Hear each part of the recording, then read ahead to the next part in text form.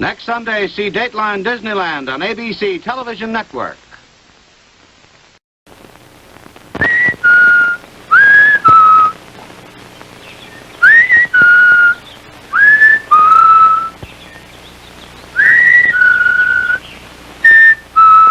Kool-Aid, Kool-Aid. A 5-cent package makes 2 quarts of Kool-Aid, Kool-Aid. 9 great flavors, the drink you love. Kool-Aid, Kool-Aid. For the very best drink you ever made. Kool-Aid, Kool-Aid. Be sure that the envelope says Kool-Aid. You can give your youngsters a lot of pleasure with Kool-Aid.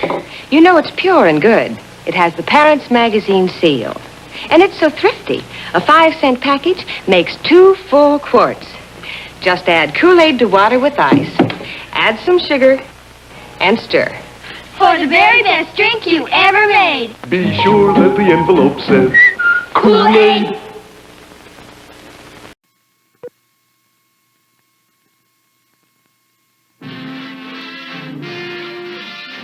This is an ABC color presentation.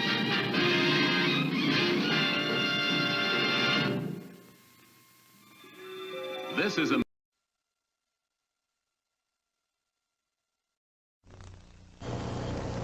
Introducing the world's newest, silliest, and hamburger-eatingest clown, Ronald McDonald.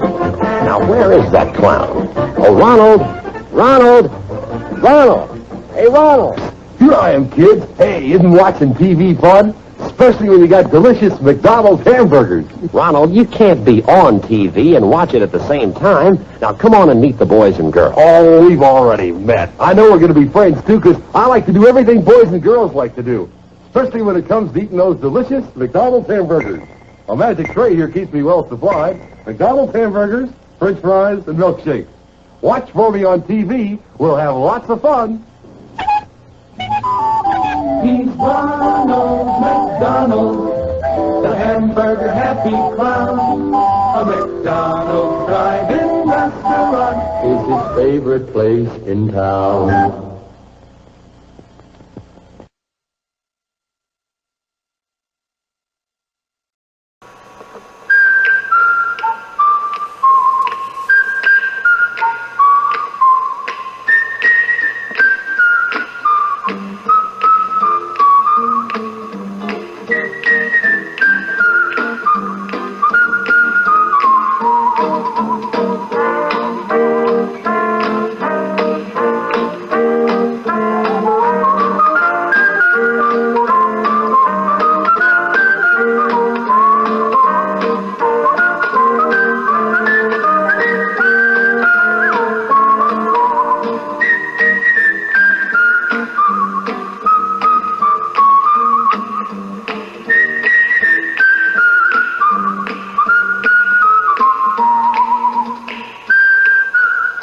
McDonald's loves people, and people love McDonald's, especially little people.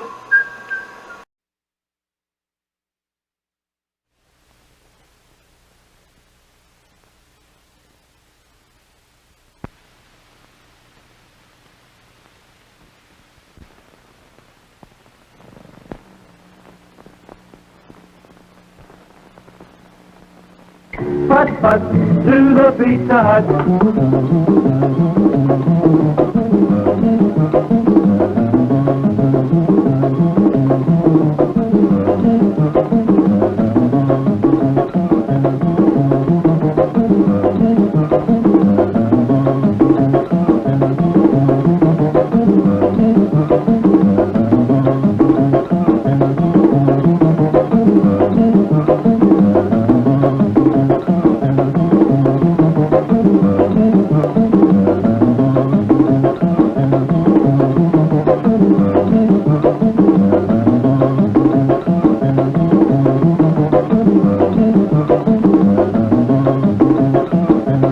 Putt-putt to the Pizza Hut. Putt-putt to the Pizza Hut. Putt-putt to the Pizza Hut. Putt-putt to the Pizza Hut. Putt-putt. McDonald's is our kind of place. It's such a happy place. Happy place.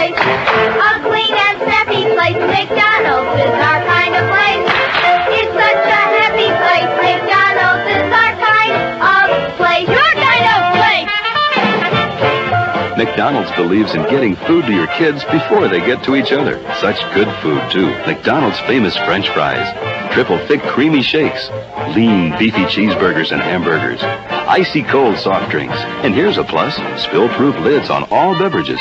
Another plus, napkins that are big as a bib. Quality, cleanliness, extra care service. That's McDonald's. A total value that's unmatched anywhere. McDonald's is our kind of place. It's such a happy place. McDonald's is our kind of place. Your kind of place. Hey, look who's working at Burger King. My former magician. His tricks never worked. Magician, make me a Whopper. Make you a Whopper. Okay. You're a Whopper. No, I mean, give me a Whopper. Phew. Now make me a vanilla shake. You're a vanilla shake. Hey, you made me a bag of French fries. Well, nobody's perfect. Burger King, where kids are king. Oh, marvel the Mustang, he's old most for real. Just saddle him up with spurs on your heel.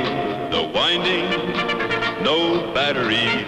Let us go! Marvel the Mustang, do we love you? Ride him in a roundup.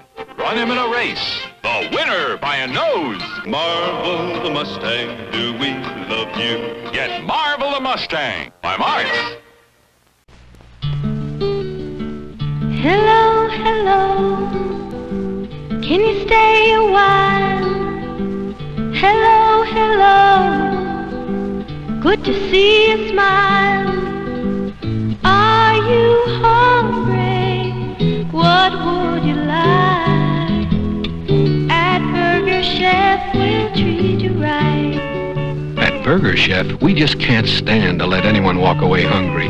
So we went all out and built the Super Chef. 1/4 pound of lean beef, pickles, onions, tomatoes, catsup, dressing, and fresh lettuce. It's the most all-out hamburger you ever saw, and you'll only see it here where we go all out to please your family. Burger Chef, we'll always treat you right. You know we'll always treat you right. Hello, hello. Take Malibu Barbie and her suntanned friends with their glasses and their towels, where the road never ends in Barbie's new country camper. Look what you get. A picnic setup, a pop-out tent, sleeping bags, a camper kitchen. In Barbie's new country camper, Barbie's country camper home. Mattel Sunset Dolls and Barbie's Country Camper, all sold separately. Looking for a Saturday morning place to be. Step inside the magical world of ABC. Button your shoe, we're waiting for you to have some fun. Ready or not, you found the spot, and here we come. Meet, the road runner is hurrying by. Meet, keep out of his way. And in Lidsville, kids will find that every hand has got a face and something to say. Funky Phantom, he's a ghost from history. How he got to where he is a mystery. Make a stop at Curiosity Shop and find fantasy is everywhere if it's in your mind. Boom, boom, yeah. Boom, boom, boom, yeah. The Jackson 5 are coming to town. So if you're looking for a Saturday morning place to be, step inside the magical world of ABC. Kellogg's puts its brand on a real Western-style breakfast. Made from sun-high Western corn. Popped inside out to get at all that pure corn energy. Sugar Pops, under the Kellogg brand. Roasted to a campfire crispness and sugar cubes. Sugar Pops, from Kellogg's. Kellogg's puts more in your morning. More. Okay, everybody ready to get your picture taken? To celebrate cheeseburger time at McDonald's, Ronald was taking pictures of all his friends. Okay, now smile and say cheeseburger. Cheeseburger! Very good. Here's a cheeseburger for you. Hey, who's next? Susie. All set? Okay, smile and say... Cheeseburger! Very good. Here's a cheeseburger for you. You know McDonald's cheeseburgers are so delicious you almost have to smile. Ahoy! How about a cheeseburger for me? Oh, no, Captain Crook. Not till you learn to smile. Oh, really? Watch this. Cheeseburger, cheeseburger, cheeseburger! He did it! Yeah! If you want something to smile about, just say cheeseburger at McDonald's. In McDonald's land, the McDonald's. In McDonald's land, the McDonald's. In McDonald's. Daddy said I could have my own car, but only if I took care of it. And since I don't know much about what makes cars go, I found somebody to help me out. He's the new man in my life. The car man at my Citgo station. He's like the telephone man or a dry cleaning man. Only the car man knows everything about keeping my car running right. He not only puts great gasoline in the car man checks the shocks so my car runs smooth. And he makes sure my radiator doesn't lose its cool. The car man tunes this great big engine better than I tune my 12-string guitar. I think the car man's just about the greatest idea for cars ever. Even Daddy agrees. The old man. There's a car man for every woman at Citgo. It's a nice place to visit.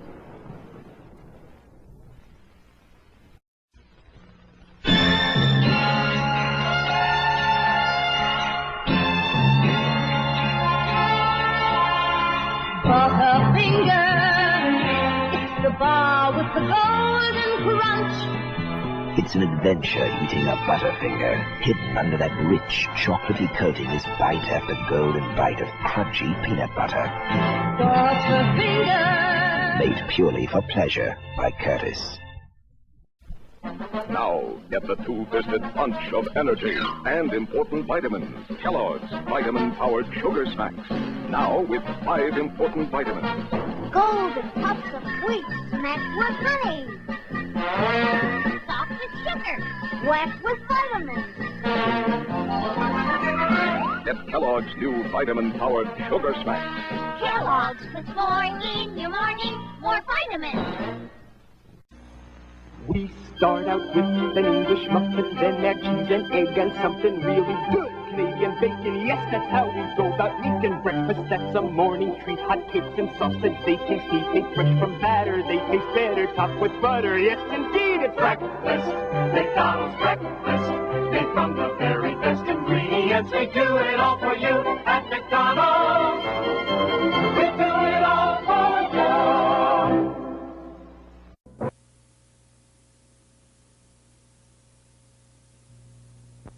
Hello, I'm June Lockhart. Things you aren't using can be given new life when you give them to the Salvation Army. And the refurbishing of your items can provide work therapy to help men and women recover from complex problems. So please help. Call for the Red Shield truck. You can even take a tax deduction. Watch Richard Rose. He's proving that epilepsy can be overcome today. Thanks to effective treatment, many people with epilepsy, like Richard, are achieving goals you never thought possible. Epilepsy, it's not what you think. Ask the people who know. Write Epilepsy Foundation of America, Washington, D.C., 20013. WABC TV, New York.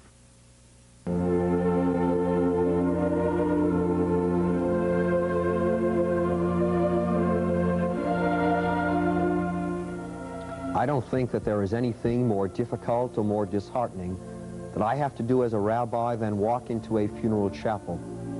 I realize that no matter what prayers I read or what words I use, none will help to remove or in any way mitigate the pain that fills the hearts of the family.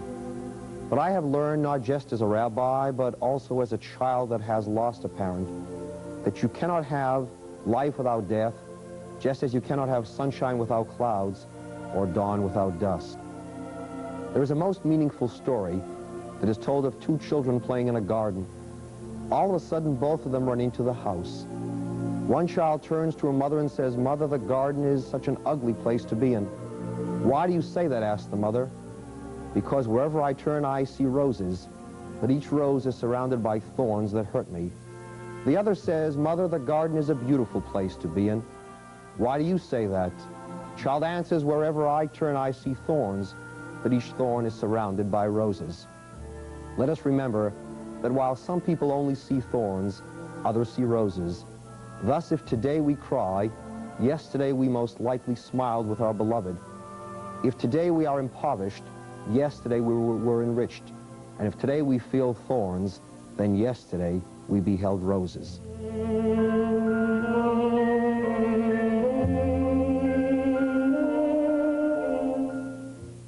This is station WABC-TV New York, Channel 7, key station in the ABC television network. WABC-TV studios are located at the ABC Television Center, 7 Lincoln Square, New York. Programs are transmitted from the top of the World Trade Center in Manhattan with a frequency of 174 to 180 megahertz. WABC-TV operates on Channel 7 by authority of the Federal Communications Commission.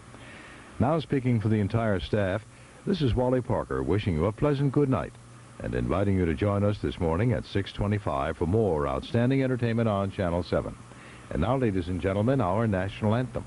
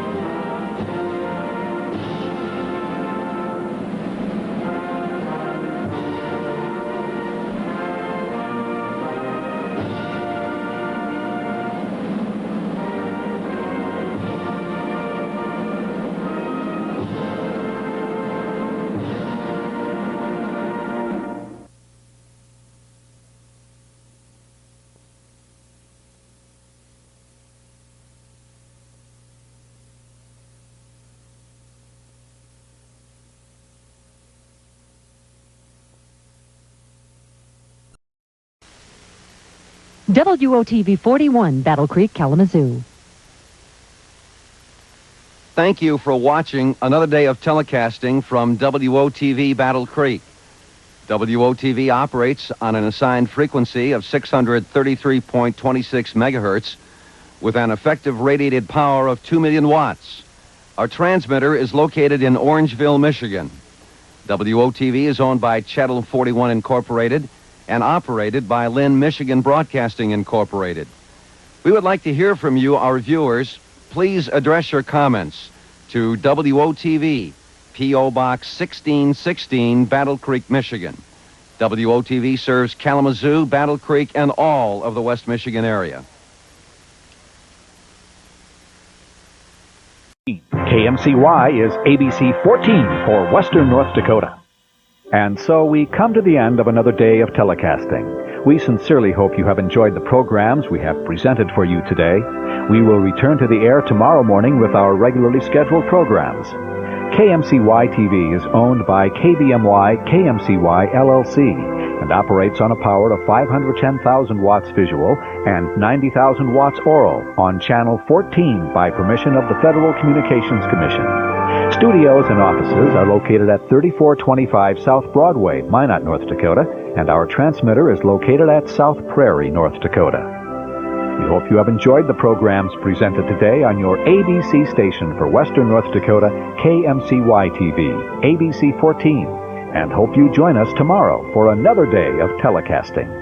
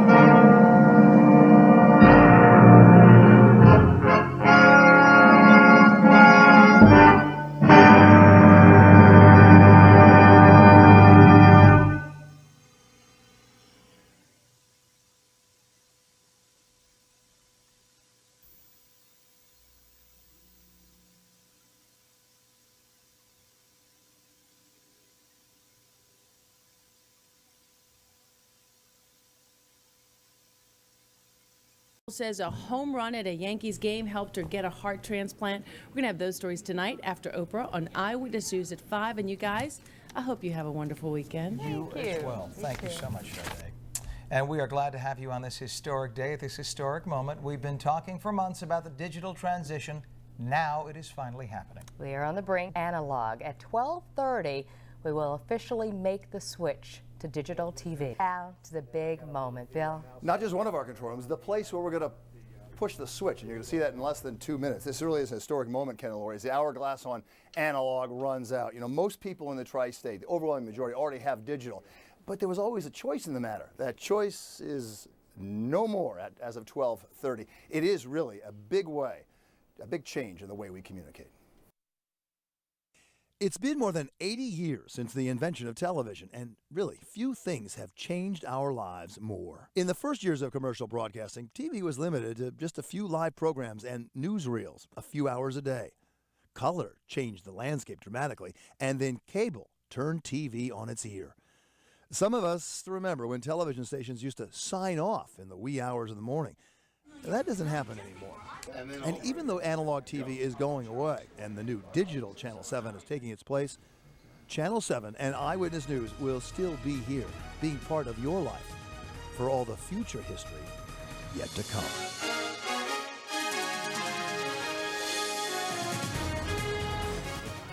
Well, we are getting ready. I'm going to turn my back a little bit to you. We have about 35 seconds until this happens. Now, for those of you who already have digital, who have cable, who have Fios, who have a satellite, you're not going to see anything. We are going to be here the same as we always have. For those of you who have analog, in about 25 seconds, 20 seconds or so, your signal will go off. If you have a converter box, you're going to need to reboot that converter box. We've been talking to you a lot about that. We want no viewer left behind. This is a change in the way we communicate, and in about 10 seconds, the old analog way that has ushered in television for the last 60 to 70 years will be no more. We're going to count down to 4, 3. Bill Beam is going to push the button over here. 2, 1. Bill, push the button.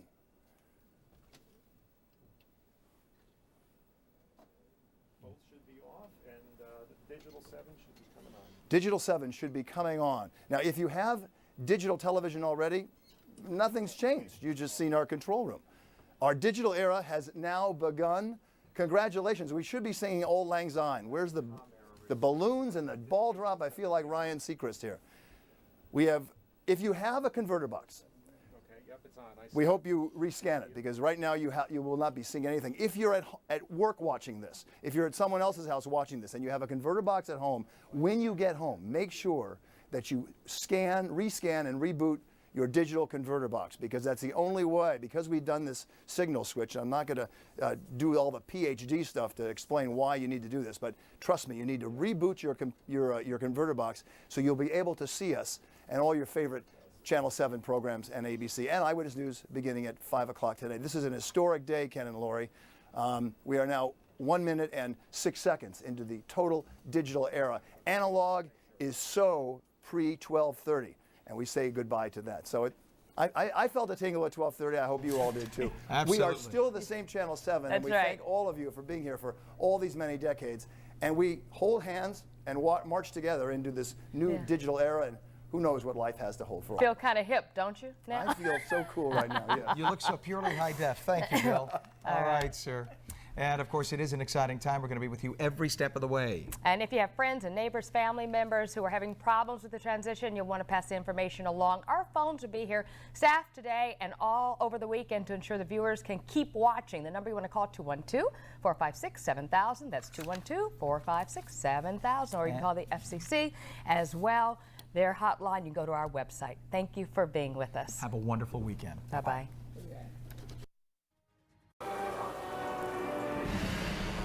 The championship trophy of the Izod IndyCar World Championship that will be decided today. Our telecast presented by Sunoco, and the two contenders getting ready to strap in along with 32 other drivers. Dan Weldon will start at the back of this 34 car field. A lot of pressure. $5 million also riding on the line if he can get to the front. No one's ever won from further back than 28 in an IndyCar race. Danica Patrick, could this be her final race? As we said, chances of next year's Indy 500 at no better than 50-50 at this point. Will Power, he's 18 points behind. Look at the look on his face. He knows what he has to do. Can he get the job done? He has not had as much success on the ovals as he has had on the road courses. And Dario Franchitti will start right alongside of him in row number 9. His main task is just keep Will Power in sight. If he does that, he wins his 3rd straight championship and 4th of his career. Scott? Well, the simple thing for both these drivers we know is win, but don't forget, many more starts for Dario Franchitti. 126 oval starts, only 28 for Will Power.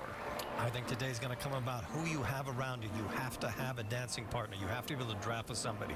And if it happens to be your teammate, it's an added advantage. This is going to be pack racing at 220 plus miles an hour. You can see everybody down trackside getting ready for the opening ceremonies under this beautiful, crystal clear day. Temperature broaching 90 degrees here in October. That's a little warm, and it's going to get real hot in the cockpit, and it's going to get even hotter out on the track. Let's go trackside now and get the final race of the 2011 IZOD IndyCar Series underway. And now, race fans, welcome the 82nd Airborne Division's All-American Chorus for the singing of our national anthem.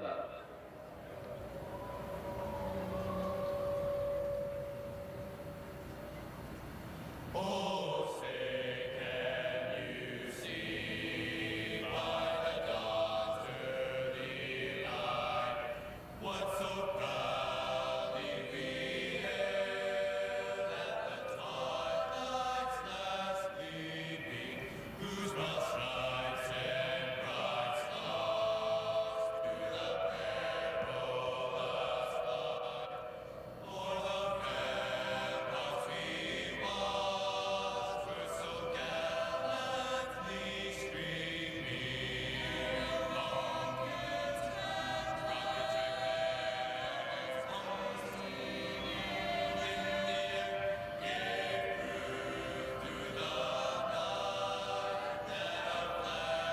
flag was still there. Oh, say does that star-spangled banner yet wave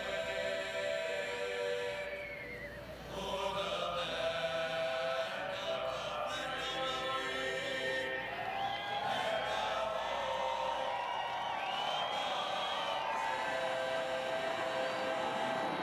How about race fans? A nice round of applause for the 82nd Airborne Division's All-American Chorus.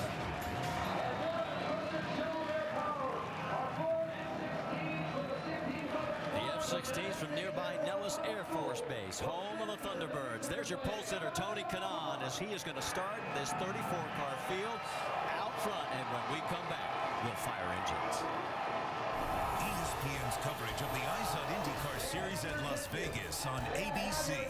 Brought to you by Sunoco, fueling victories on and off the track. Here's to victory. IZOD. Visit IZOD.com to purchase latest in IZOD fall fashion. And GoDaddy.com. Domains, websites, and everything in between.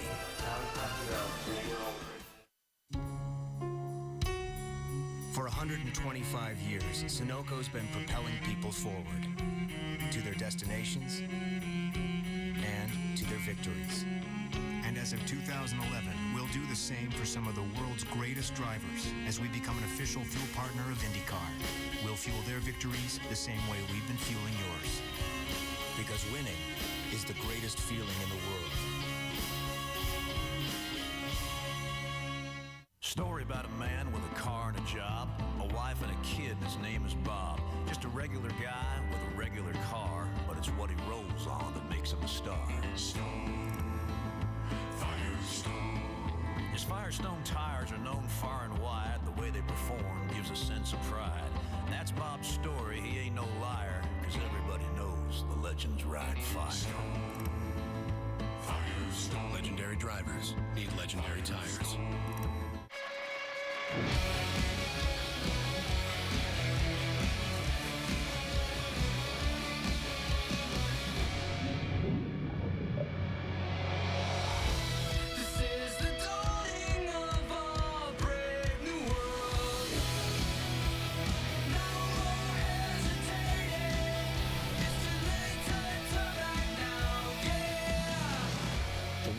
IZOD at Facebook.com.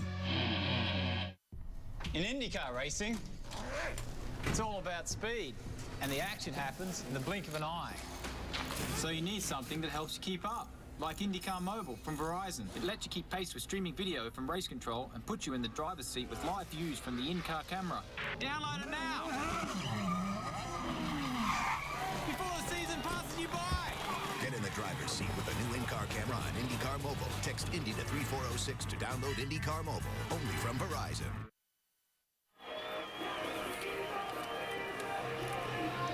Back here at Las Vegas Motor Speedways, what makes this sport so great, it's not just about the athlete himself. It is a true battle of metal and might.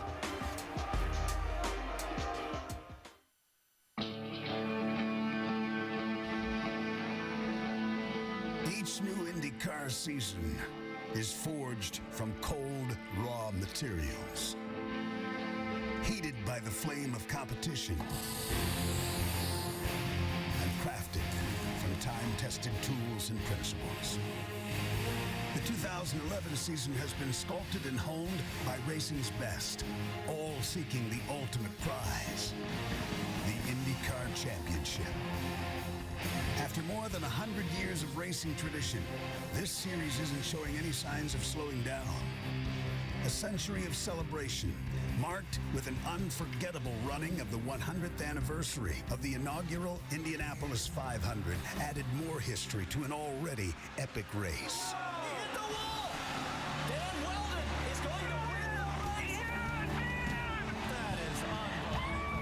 That Cinderella story can be continued today as Dan Weldon challenges the field for a $5 million day.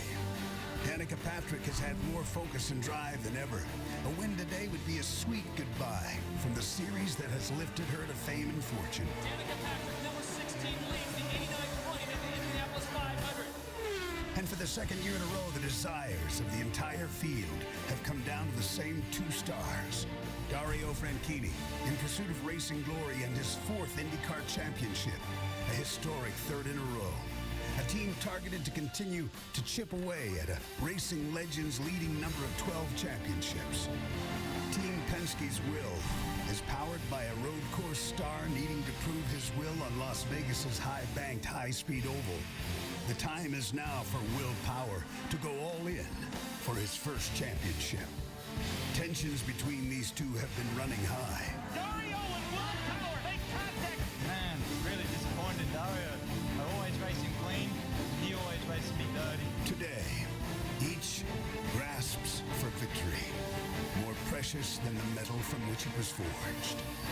Who will win this championship, this season? All the labor, the discipline, the emotion expended in its creation. He is furious. Who will win this trophy?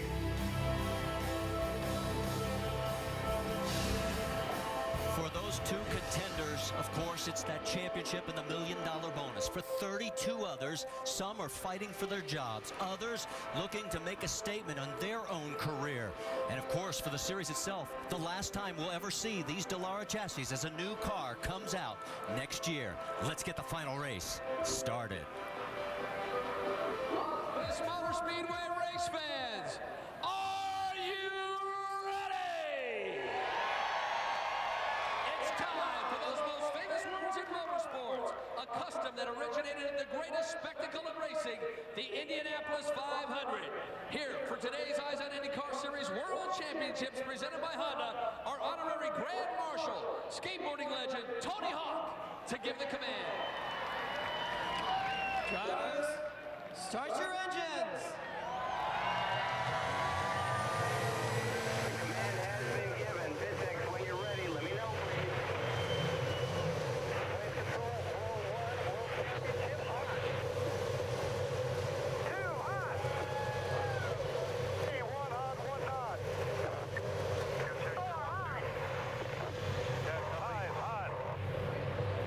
So you can hear the command from each row as the officials let each person know in the field that the car in their row has started. Let's get a quick update on this pressure that the two owners are facing. Vince is caught up with Chip Ganassi.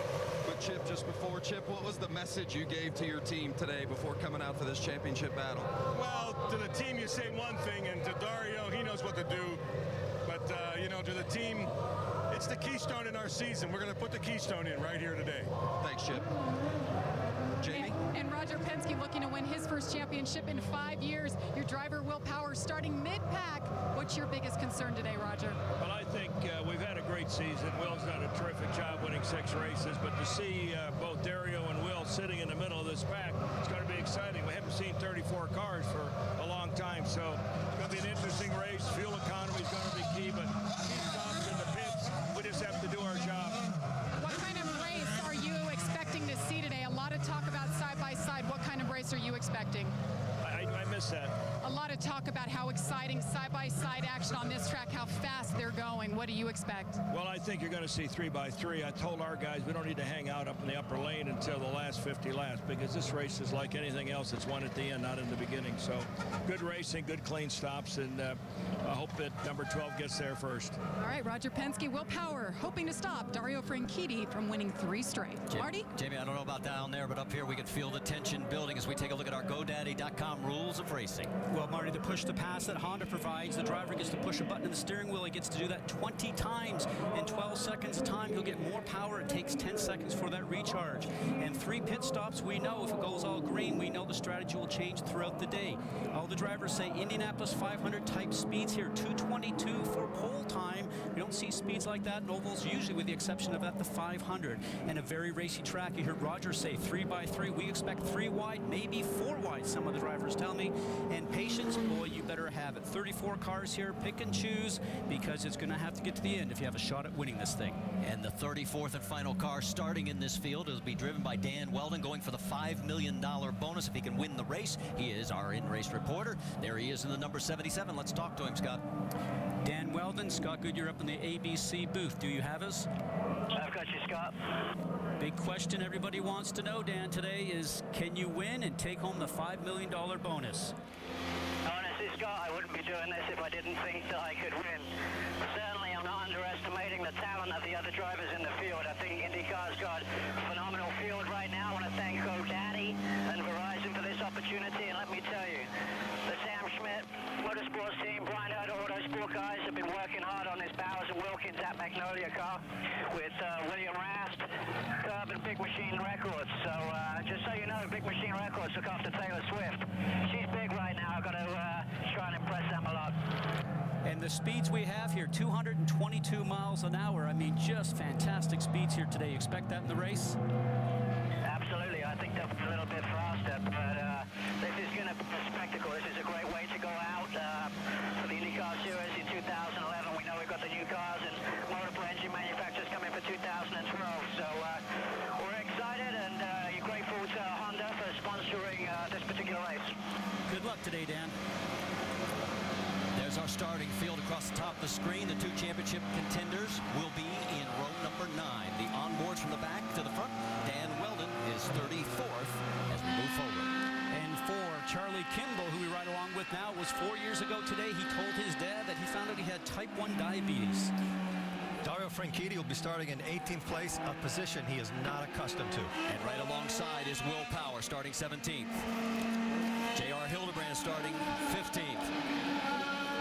Danica Patrick 9th, and Ryan Briscoe in the 5th starting position.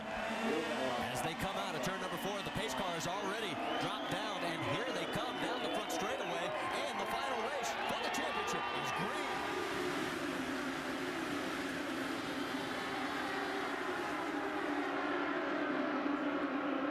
But we're already seeing 3 wide coming out of 2.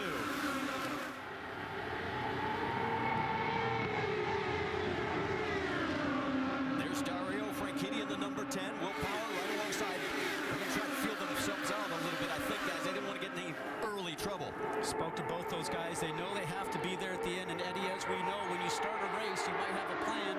You take the green flag and you put your foot on the gas, and all you want to do is pass the cars in front of you. The only plan these drivers have right now is to make sure they don't make a mistake. That's a big, gnarly mess of cars, and everybody is trying to find their rhythm. Right now it is Tony Kanaan up front of Ed Carpenter, Oriol Servia, Marco Andretti, Ryan Briscoe. Briscoe.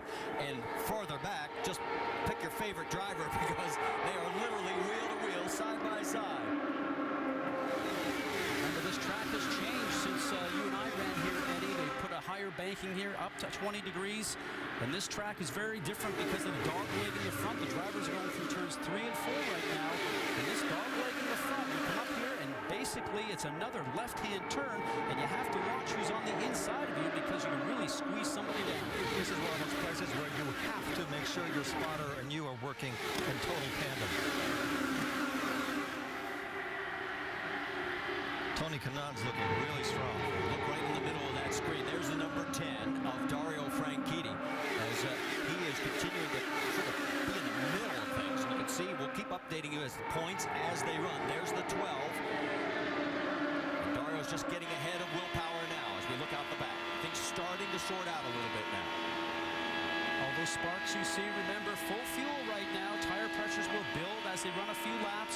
Raises the car off the ground. Those sparks will go away. Nothing to be concerned about for the drivers at this time. Checking in on that battle for fourth right there, Ryan Briscoe, Oriol Servia.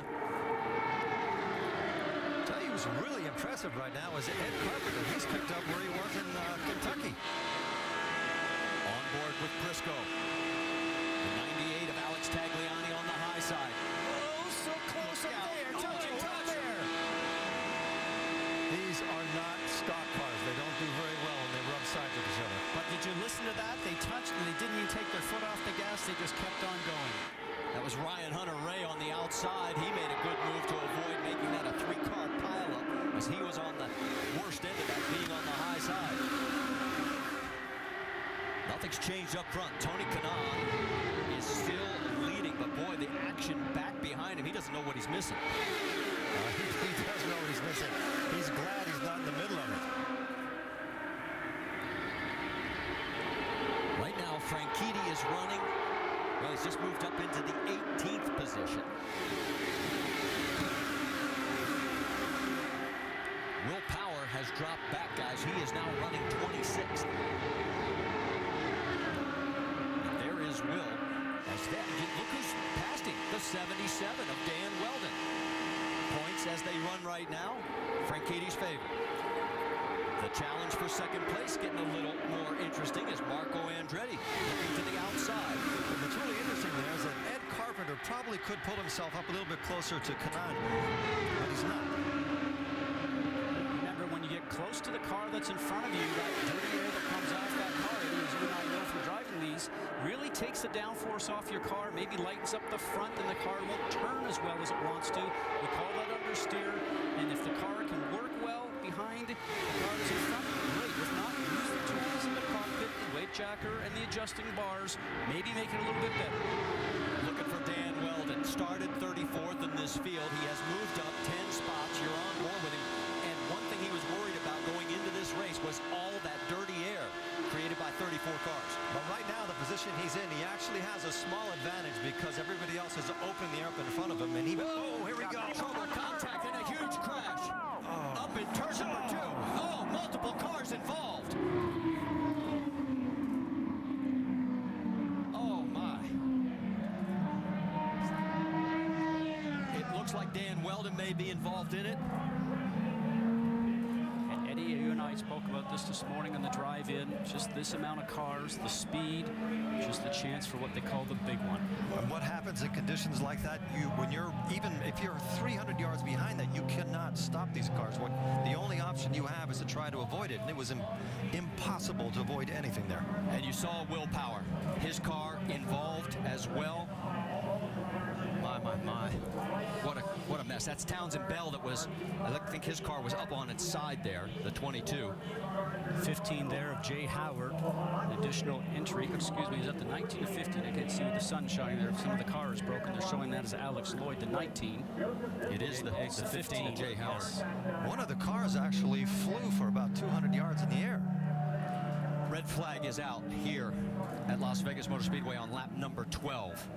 And from high above, you can see the carnage.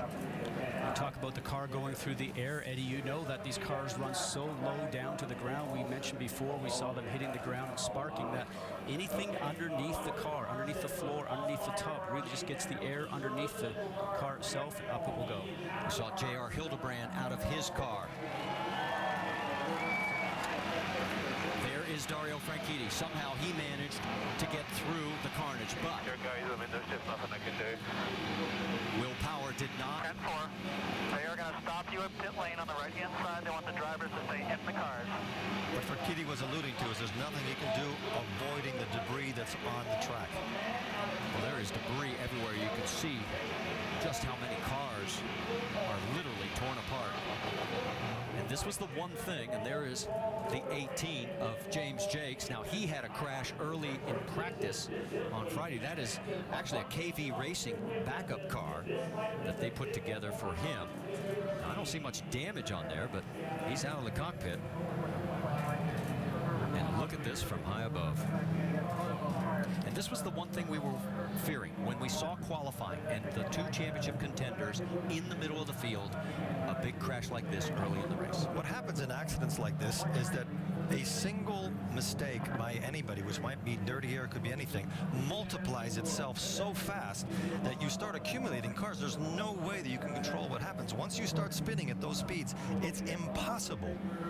It's impossible to solve the problem. And when we were watching that, Eddie, I'm not sure that anybody made a mistake, because I started to see some sparks. I was wondering if actually there was a suspension failure or a failure on a car, and the sparks I saw, and then all of a sudden people started to collide with each other. So not sure if it was a driver error. There's Paul Tracy to the right there. We're going to sort this out. We know at least 8 cars are involved, maybe more. So stay with us. We'll go side by side, and it's only lap 13. And we've already had a huge crash here at Las Vegas.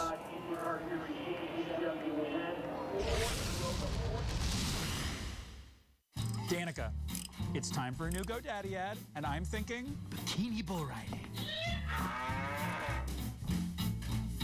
Naughty nurse? Didn't I fire you after the last ad? A little bit, but this one's all about Instant Page. The free web page you get with every domain registration. I like it. And you're gonna love the outfit. I can't believe I'm gonna do this. See what happens next at GoDaddy.com. Service Central. Service you'll only find at Tire Kingdom, MTB, Merchants Tire, and Big O Tire Stores. Service backed and guaranteed at more than 1,300 locations nationwide. Service Central's ASC certified technicians do the job right the first time. Guaranteed service, guaranteed lowest prices. Service Central, only at Tire Kingdom, MTB, Merchants Tire, and Big O Tire Stores. Service Central, the best of the best. What does it take to be a top-rated pit crew? Your 40-hour work week, you can go ahead and throw it in the garbage. 5 Hour Energy is part of the team because it helps keep us going. You can do a 5-hour shot and be good to go for the whole race. Coffee just doesn't cut it. There are a few teams that do go after the 5-hour energy inside the truck. We try to keep them away. You know, they see the edge that it gives us, and they want the same thing. This is going to war. 5 Hour Energy. What's driving you?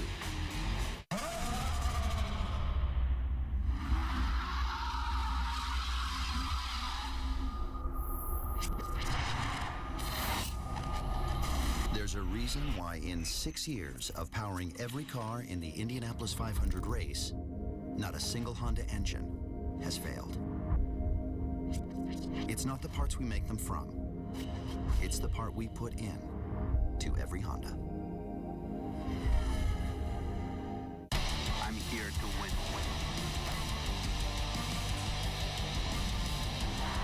I'm here to win. I'm here to win. The Pan American Games continue through October 30th on the ESPN networks.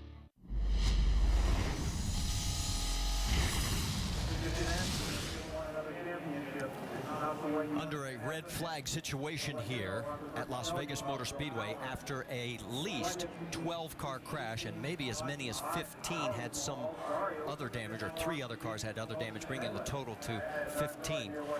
19 cars right now are shown on the lead lap. They are still working. That is Dan Weldon's machine, and the Hamaltro safety crew trying to do everything they can to make sure they get him out of the car safely. You see E.J. Vizo's car in the foreground there. He is out of his machine, and no word yet on his condition. There's Charlie Kimball's car at the 57 of Thomas Schechter. Both of those guys are out of their cars, and we'll have to wait for the official update from the medical center. We saw a number of drivers able to get out under their own power, and obviously right now all thoughts are right there. There is Pippa Mann as they are trying to get her out of her car. She has had a tough time in a couple of races that she's done so far this year, and I talked to her just about a couple of weeks ago after the test, and she was very excited about coming back here and started this racing business a little bit crazy because she was riding ponies back in England, went to a birthday party at 13 that had go-karts there, and she said, my whole perspective in life changed. This is her 4th race in the IndyCar series. She made her debut back at Indy for her first 500, finished 20th there. That was her best finish of the year, and we'll think good thoughts as it's good to see her able to walk under her own power, and they don't need the gurney there as she climbs in to the ambulance. That's not a good sign. Nope. The helicopter being started up is not a good sign. But Marty, you're talking about the Hamaltro safety crew, and these are crews that go on the road here with the drivers and the teams all throughout the races and even to different countries. And 2 trauma physicians are on track here along with 3 paramedics, 9 firefighters, the EMTs that they have, and these are all people that are all our events. And as drivers, we know that when we have a situation like this, Eddie, that the best people are there to take care of us. Absolutely. Okay, this is slow motion from high above. We talked about 3 or 4 wide. Watch Sebastian Zaveja, right? Yes. A little contact right there. Now he's trying to go from the low side to the high, from the high side down low to get going for the turn. Oh. And what ends up happening is that he got stuck back up there, turned around, tried to take another move going down, guys, and the backhand started to come around, and that started the chain reaction. He was uncomfortable being on the top lane, and he tried, like you said, there's the car. Now there's 2 cars that are airborne. This puts Weldon in perspective. This is the horrible accident that everybody has always hoped would never occur.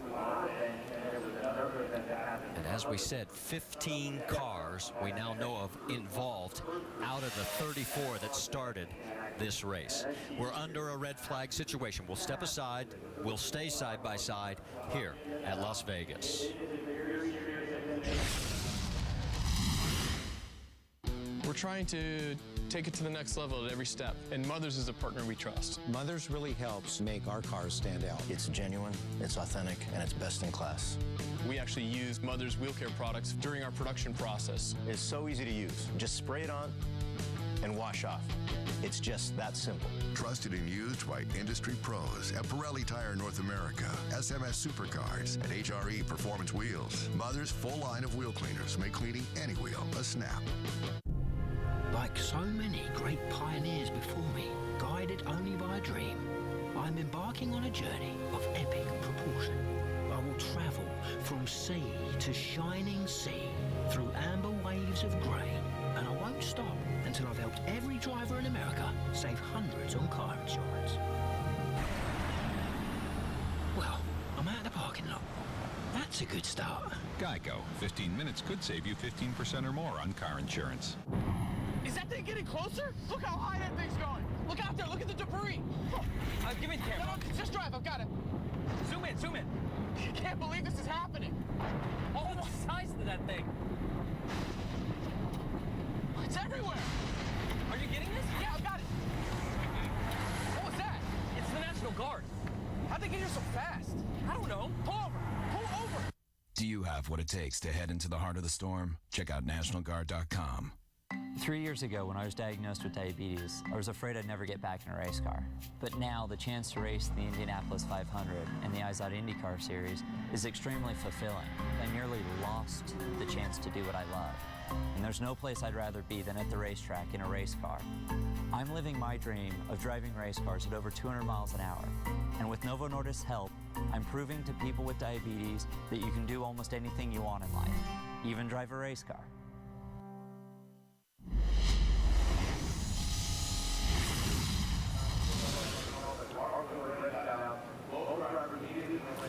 We are under a red flag situation here at what was hoping to be a big celebration of the 2011 IZOD IndyCar Series at the World Championships after a 15-car pileup here on lap number 12.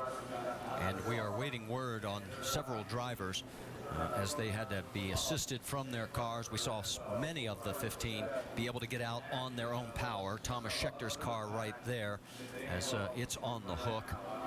There is Will Power. His championship hopes for the second year in a row are dashed in this lap 12 crash. We have confirmation that Schechter and Hildebrand have been discharged from the infield care center, and both declined to talk at this time. I think they wanted to get back to their teams. We'll wait for more word. Let's give you an idea just how many have been involved in this crash. And of course, it starts with Will Power. His championship, as we mentioned, over. J.R. Hildebrand, he was in the Rookie of the Year competition. Jay Howard, Wade Cunningham, Townsend Bell, Thomas Schechter, Vitor Mirin, his final ride with A.J. Foyt. He will not be coming back to that team next year. Charlie Kimball, Paul Tracy, E.J. Vizo, Dan Weldon, and the quest for the $5 million is over. Alex Lloyd, Pippa Mann, Buddy Rice. So that is the list of the cars involved. And there's what's left of Buddy Rice's number 44, Dallara, as other cars on the hook heading back to the garage area. We'll be back after this message from our ABC stations.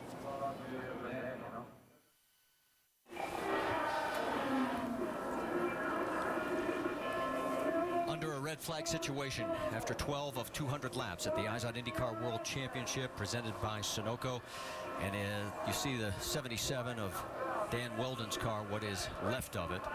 Other cars of the 15 involved, as they are all on the hook being taken back into the garage area.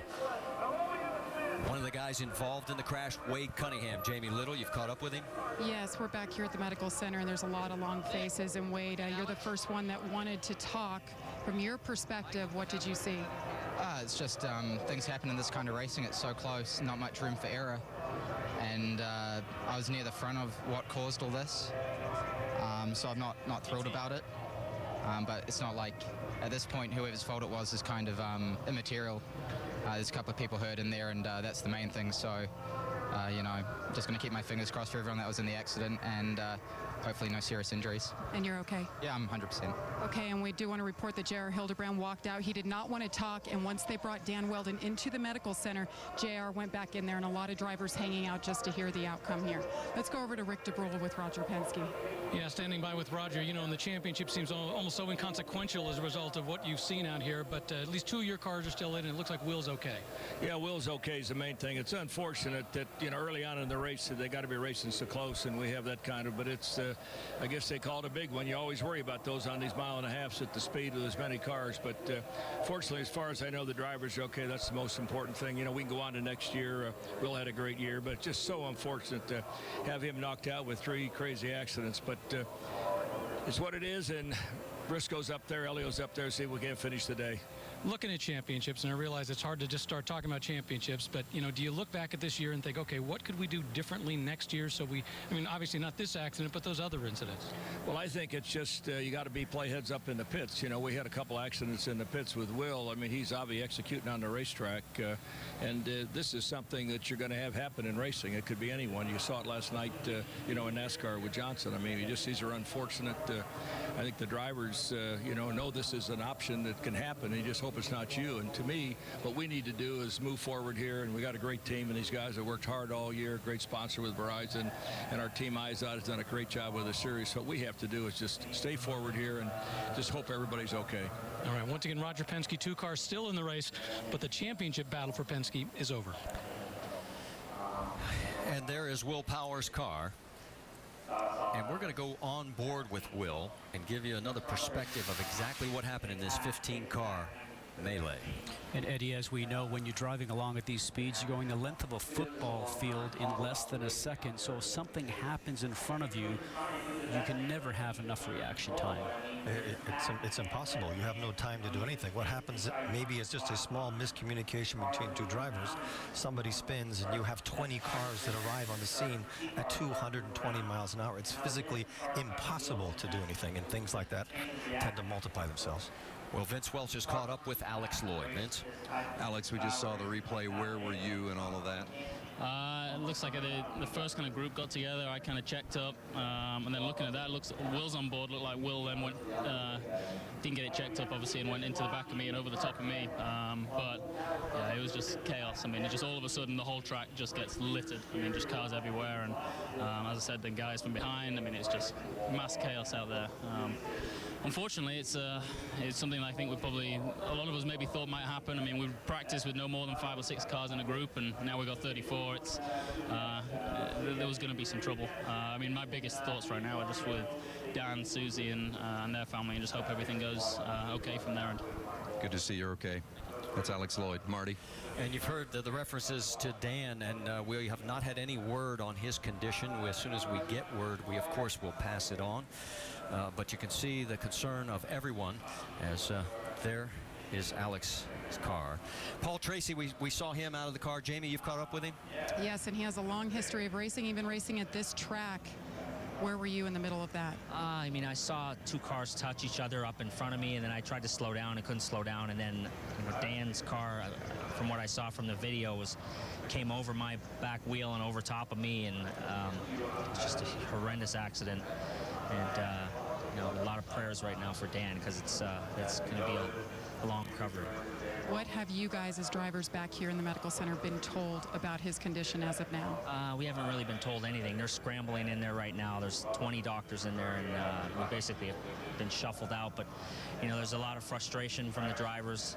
There's a lot of disappointment. There's a lot of young drivers that don't even know how to react. So it's a bad situation. Thank you for your time. Paul Tracy is okay, Marty.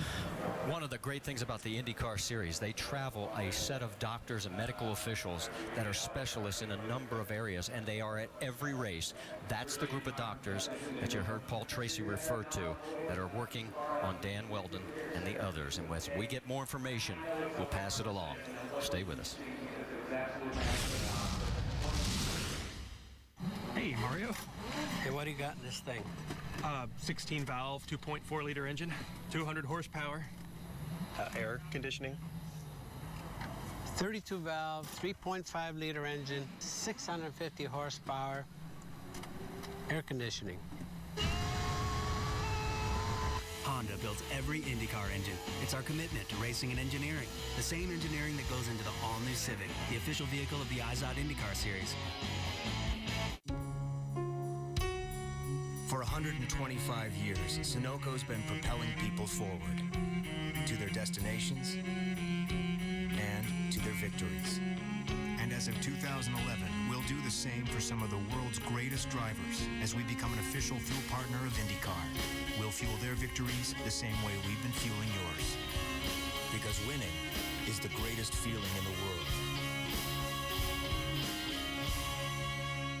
Welcome to the Van Heusen Institute of Style. You may come as schlubs, but you will leave with swagger. Exhibit A, khakis to work? What a schlub. Exhibit B, man, this is style in motion, the definition of swagger. Style is a statement, gentlemen, and a statement we will make. Guys, check it out. You and 4 buddies want to make a style statement this February at the Super Bowl? You'll be cruising in the G4, posing for the paparazzi and hanging in the suite with Steve, Jerry, and Fry.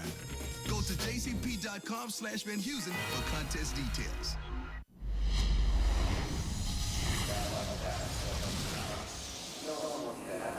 Back here at Las Vegas Motor Speedway, after 12 laps, we have a red flag situation in the final race of the 2011 IZOD IndyCar Series, and 15 cars involved. Now, the tarp over Dan Weldon's car, they're trying to keep all the pieces and everything together there, and as they take it back to the garage area. And other cars, they've been able to just get on the hook, but obviously they needed a tow back for this one as Dan's car flew into the catch fence. There is Danica Patrick's car. She is one of the 19 that escaped this crash. Let's go back and show you her onboard view of what happened. As a driver, when this happens in front of you, Eddie, as you know, we talked about it a moment ago, it's just reactionary time, and you hope that there's a clear path for you to go through. Now, as we see the car starting to touch and go airborne, as a driver, you're looking for a clean hole, but sometimes when you get to that clean hole, it is then filled with other cars or debris. But for Danica Patrick, she escaped this today, and she was very lucky. Very lucky. But what happens in those circumstances is that at every split second, probably hundreds of thousands of seconds, are just enough to get you through that hole. So you're not looking at the car in front of you. You're probably 300 yards farther down the road, so that you can make it's not even a calculation, it's a reflex. It's like somebody throwing a ball at you, and you just see it at the last second and you move out of the way. If you are just tuning in, that is Will Powers, Dallara, and there is Will leaving the medical center, and of course that means his championship hopes for the second year in a row are dashed. This one through no fault of his own, really, as the crash happened in front of him, and as many of these cars, they got swept up. And there's Dario Franchitti talking over with Tim Cindric, because Dario knows that he has clinched his third straight championship and fourth overall. Rick? Dario, let's start off by talking about the accident. I mean, obviously, this was a concern of a lot of people, not just the fact that something could happen, but if it happened so fast. What was your view of everything? My view was the back wing of Scott's target car, really. I was sitting behind Scott. I could see it was, within 5 laps, people were starting to do crazy stuff. And that early in the race, I don't want no part of it full stop, but I wanted no part of it there. I love hard racing, but that to me is not really what it's about. I said before we tested here, having driven the stock car here, this is not a suitable track, and we've seen it today. It's just you can't get away from anybody. There's no way to differentiate yourself, either a car or a driver. You're just stuck there, and people get frustrated and go 4 wide, and you saw what happened. One small mistake from somebody, and there's a massive thing. So it's I hope everybody's okay. I don't know. I saw a couple of cars airborne in front of me, but at that point, my focus was very much on trying not to hit Scott, and it's just, as I say, right now all I care about is that everybody is okay. A lot of debris on the track. Obviously, you had to go through a bunch of that debris. How is your car? The car's fine. The guys, the IndyCar Series, let us change the tires, so we've got 4 new Firestones on there. That's always our biggest worry in these situations, and so I'll be interested to see what they say now, what we're going to do. We've obviously lost a lot of cars. So we'll see what happens. All right, once again, Dario able to get through safely, and now worried about everybody else. Let's go on board and show you exactly what Dario was talking about. And all the action starts up front, Marty. As you know, we just mentioned it's very difficult to try and avoid it. And as Dario was mentioning, he's just looking forward, trying not to hit the car that's in front of him or subsequent cars that are there. And luckily for him, he got through before everything started to go just upside down. But it's also where you position yourself on the track. He was saying, he just said in his interview, he hated being around cars that he was uncomfortable with. Everybody was doing something crazy. So as you could see, he was already on the bottom of the track. If you're on the top of the track, that's where everything goes naturally. So you have more room to avoid things. And I think that was luck, but also a sign of experience. Stay down low. All right, just a moment ago, the helicopter here on site lifted off. We do not know who is inside that helicopter at this moment, so we'll wait for word from IndyCar officials. But think good thoughts, folks. We're going to step aside here at Las Vegas Motor Speedway.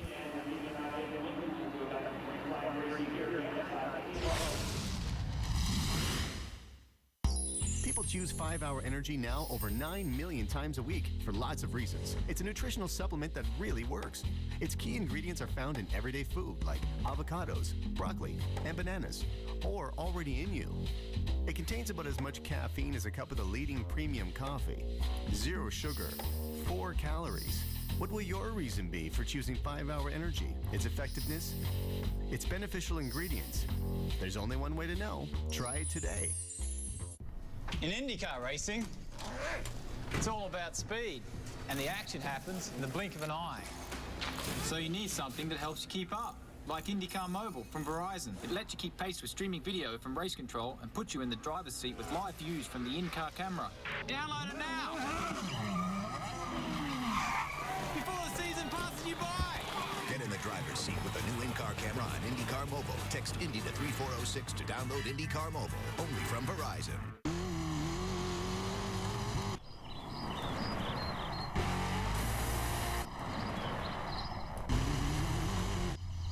Daily driving or hard charging, time and the elements can take their toll on your car's exterior. Mother's Back to Black line of products will restore the original look to trim with anti-color and keep tires looking blacker longer. Easy to apply and long-lasting. Let the legendary protection of Mother show you how to get back to black. These days, sure, you can talk it out, work it out, cry like a little girl, or you can have a man-versation. What do you get a kid turning 13 that says, I'm a man? How about a couple of hookers? Tuesday. Or a trash bag full of chicken wings. These three modern men solve their problems by talking man to man. We'll go shirts and skins. That way there's no confusion about who's on what team. ABC's Man Up premieres after Tim Allen and Last Man Standing, Tuesday on ABC.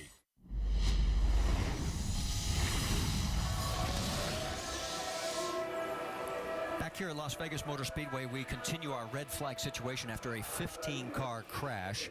And what IndyCar officials have decided, they've allowed the 19 cars that are still running to go back to their pit stalls. They will replace tires, and any other further changes, we will let you know exactly how that continues to unfold.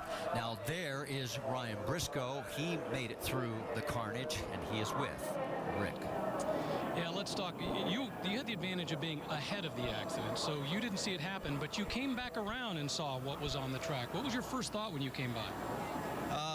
Well, honestly, you know, I was looking for power, you know, and just feel really terrible that that he's out. And I know it's not the way Frank Kitty wanted to win the championship, but really heartbreaking for Team Penske and all of us that have worked so hard. But I tell you, I've never seen anything like it. The debris we all had to drive through the lap later.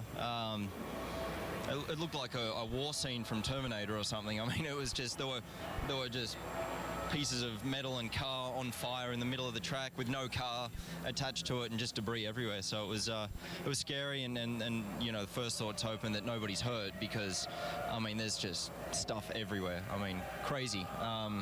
Now, you'd said a little bit earlier in the race you had actually had contact with somebody. Yeah, Tagliani got into my back tire, and I think we almost caused the big one a few laps before. You know, I think we can just run so close together at the moment on this circuit. But we're doing 220 plus mile an hour, and it doesn't take much for something bad to happen. And you know, I was lucky that nothing bad happened. It's going up the back straight, and next thing I felt the car just turned sideways when tags got into me. But thankfully we got away with that one. But I guess the guys a bit further back didn't. Once again, Ryan Briscoe sitting aside, waiting for the race to restart. Well, and everybody who thinks that racing has become oh so safe, I think you just found out it has its moments, and it has some very scary moments. We have no further information as of this point. IndyCar officials are working to get updated information to us. As soon as they do, we will pass it along. We will do no speculation whatsoever on the condition of any of the drivers until we get official word or can talk to them.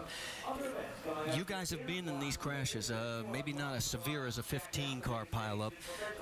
What goes through drivers' minds? Let's take first off the guys that are involved in the scenario. Well, in this particular situation, I mean, you're really wondering about what the other drivers, what kind of injuries, if there is injuries, what's going on with that. And when we get into a car, and Eddie, you know, we all know this, we understand that there could be an accident. We understand that there can be a big one, but it doesn't make you feel any better when you step out of the car knowing that there actually has been an accident and there is injuries.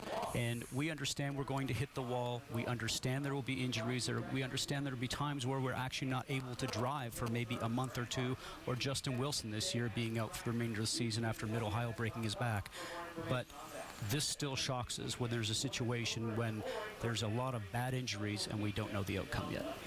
I think it's not knowing, but one thing that you hit upon that is very true is that that is a group of people that are together on the racetrack when they're traveling, partying, arguing, but they're always friends.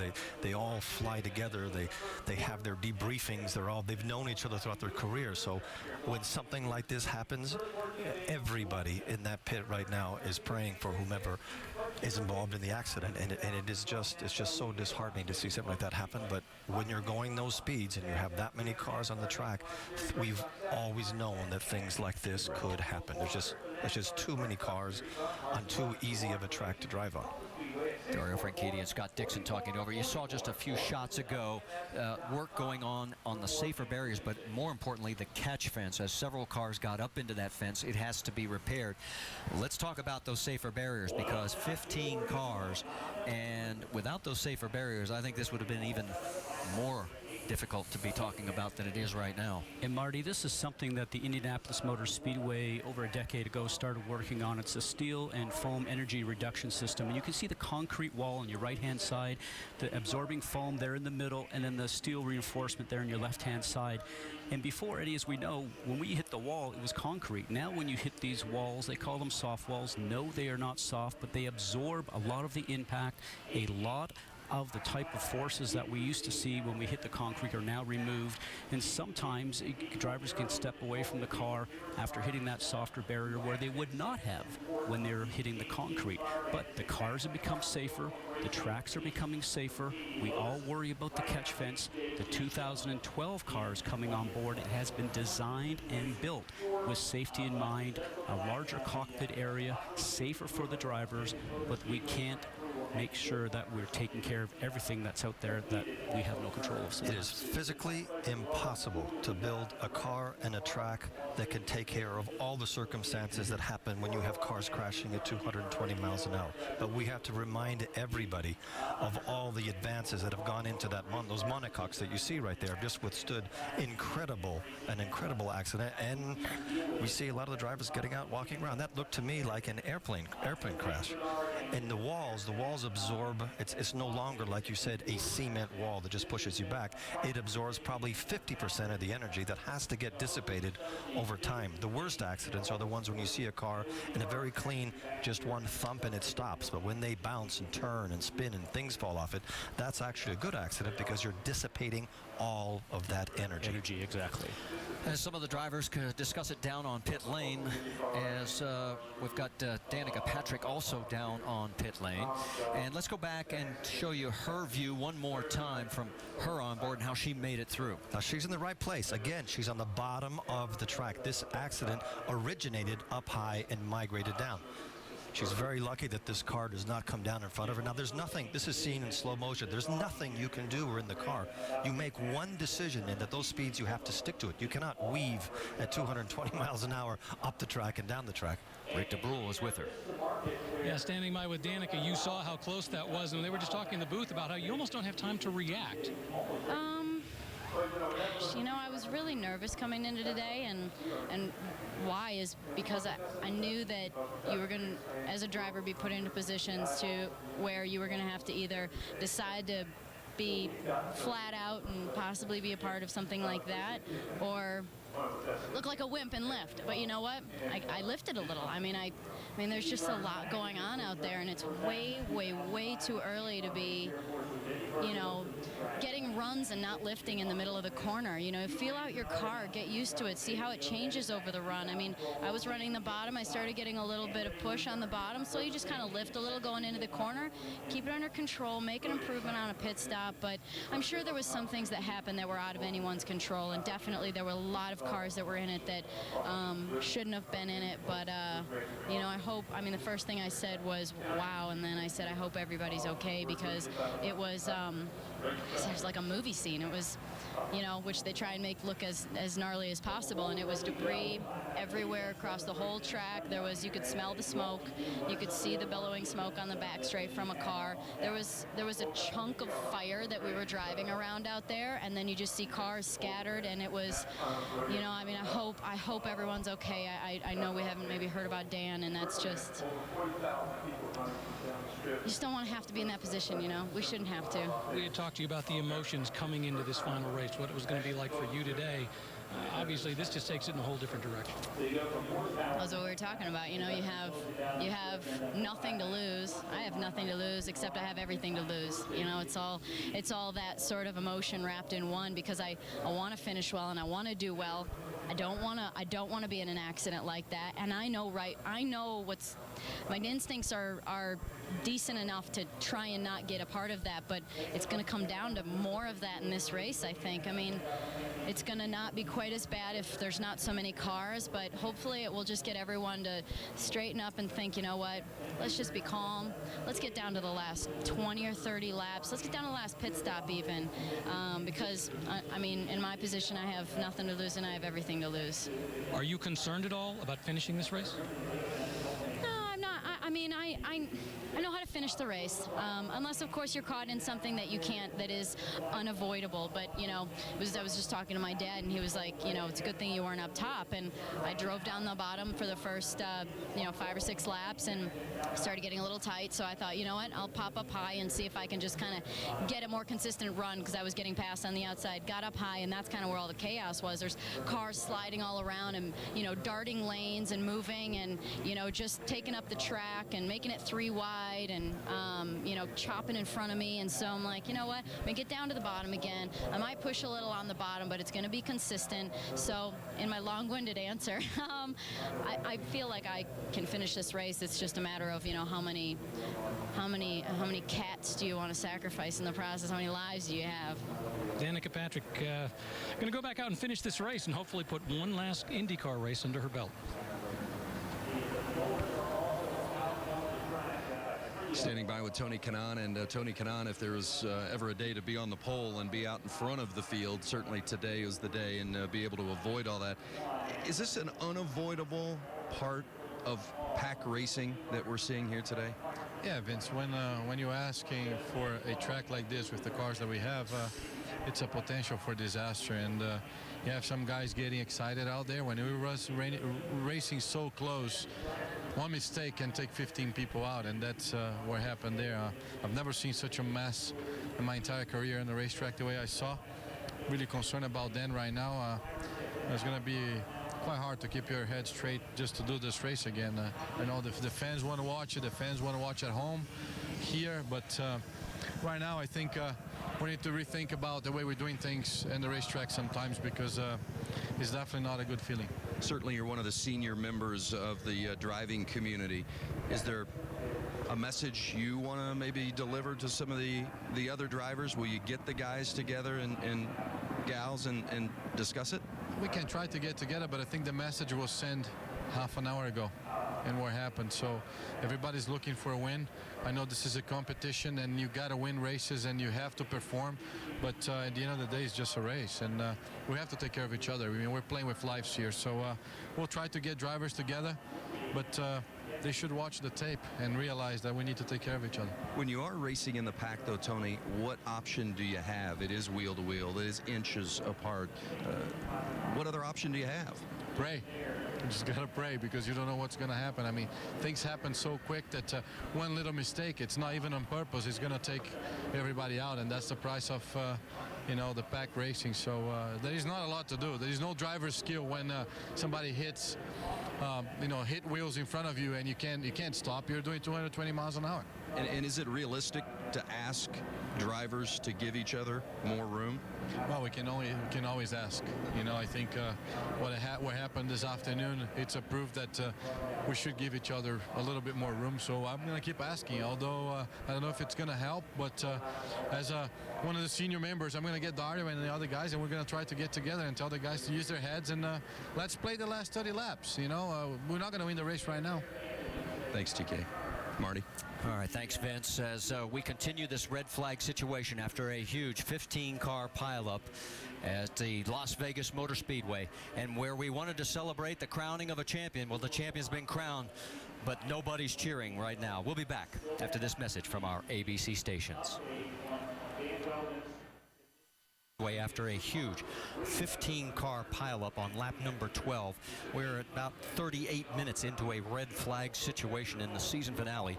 The championship has been decided, unfortunately, by this crash, as Will Power, if you're just tuning in, was part of the crash. He is okay. We're not sure about all the other drivers. We've been able to talk to many of them, but we're still waiting for updates on many, and the drivers keep mentioning the condition of Dan Weldon, and we're waiting for IndyCar officials to give us official word from the medical center and or the hospital. Let's quickly check in with Rick DeBrule down on pit lane. Standing by with Helio Castroneves. Obviously, you had the advantage of being up front. You moved up a couple positions. We've been asking some of the drivers, had there been any contact with you in any other cars, or was it a clean race for you up until that point? No, so far for me, it's been pretty much okay. I see a lot of guys dodging each other, not understanding very much why, but so far for me, it's been okay. It's one of those things, you got to choose a lane, and sometimes that lane doesn't go that fast, but you got to be patient, because next lap may be the fastest lane around. So it's tough. If everyone start holding their line a little more steady, I do believe we're going to be an exciting race without any issues. And you know, you got a race like that when it's 15, 20 laps to go, and that's the time for you to do it like that. When you came around, obviously you didn't see the action happen, but you came around and saw the debris and the cars on the track. What went through your mind? There was so much smoke and so much debris that I normally, in this case, I mean, I've been long enough in the sport. I just trying to, you know, focus where to go to not damage the tires or anything in the car, not even trying to look what's going on. So it's a shame that hopefully everybody's okay, but right now we're still in the race mode here, and that's where I'm at. Right. Helio Castroneves getting ready to get back in when they restart this race. And we saw a shot of him a segment or two ago before you talked to him, Rick, where he was there with his own thoughts, and you could just see what you two were talking about, what goes through your mind after this process. You start thinking about not just the race. In fact, that's the furthest thing from your mind. You're thinking about who is injured and who's going to come out of this, and you can see it. It's back in his eyes right there. Meanwhile, Dario Franchitti can't celebrate this championship right now, doesn't want to, and now we're getting word. Jamie Little is at the medical center. Let's get an update. Jamie, what do you know? Well, Marty, an IndyCar Series official just confirmed to me that it was indeed Dan Weldon that was taken by air to University Medical Center. I also saw his wife and his family get transported by car to the medical center. Also going by ground, Pippa Mann and J.R. Hildebrand, both a little dizzy, and they wanted to get checked out for further evaluation. So it has been confirmed. It is Dan Weldon that was taken via helicopter to the hospital. And as soon as we get any other updates, we will get him to you. Marty? So no word on his actual condition, Jamie? We have not been told. You can tell the vibe down here, all the drivers, the family, very concerned, a lot of long faces, and a lot of people going to the medical center right now. Okay, and we saw over your shoulder while you were giving your report, Vitor Mir. He was another one of the cars that was involved in that slightly, and he is okay. And as there's Mike Conway as he's trying to stay out of the heat, as we'll go side by side and step aside here at Las Vegas Motor Speedway.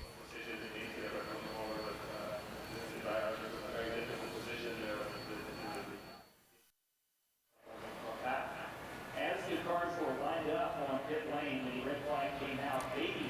45 minutes into this red flag period here at Las Vegas Motor Speedway after a 15-car pileup. If you have just tuned in, the most serious injury appears to be to Dan Weldon. We have just confirmed just a few moments ago he has been transported to University Medical Center here in the Las Vegas area. And let's talk to his teammate, Alex Tagliani. Rick DeBrule. Yeah, Alex was out in front of it, but first off, let's talk about Dan. Have you heard anything about Dan at all? Not much, not much. So, I mean, the only thing is I'm hoping he will be okay. That's the main concern at the moment.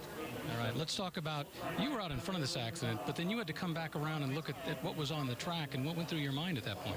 Yeah, it's you know, you want to see this stuff. You know, you don't want to see this stuff because after that you're wondering if everything's okay, and as soon as you stop, you know, they're telling you like Dan was one of the guy involved, and you know he has been taken away in an helicopter. So, you know, you just don't want to think about the worst, but you also you don't know, so it's your mind goes all over the place, and I'm really hoping he's okay. He's my little brother from another mother, and I had good time in Indy with him, and he's been a great teammate this weekend, so just hope for the best.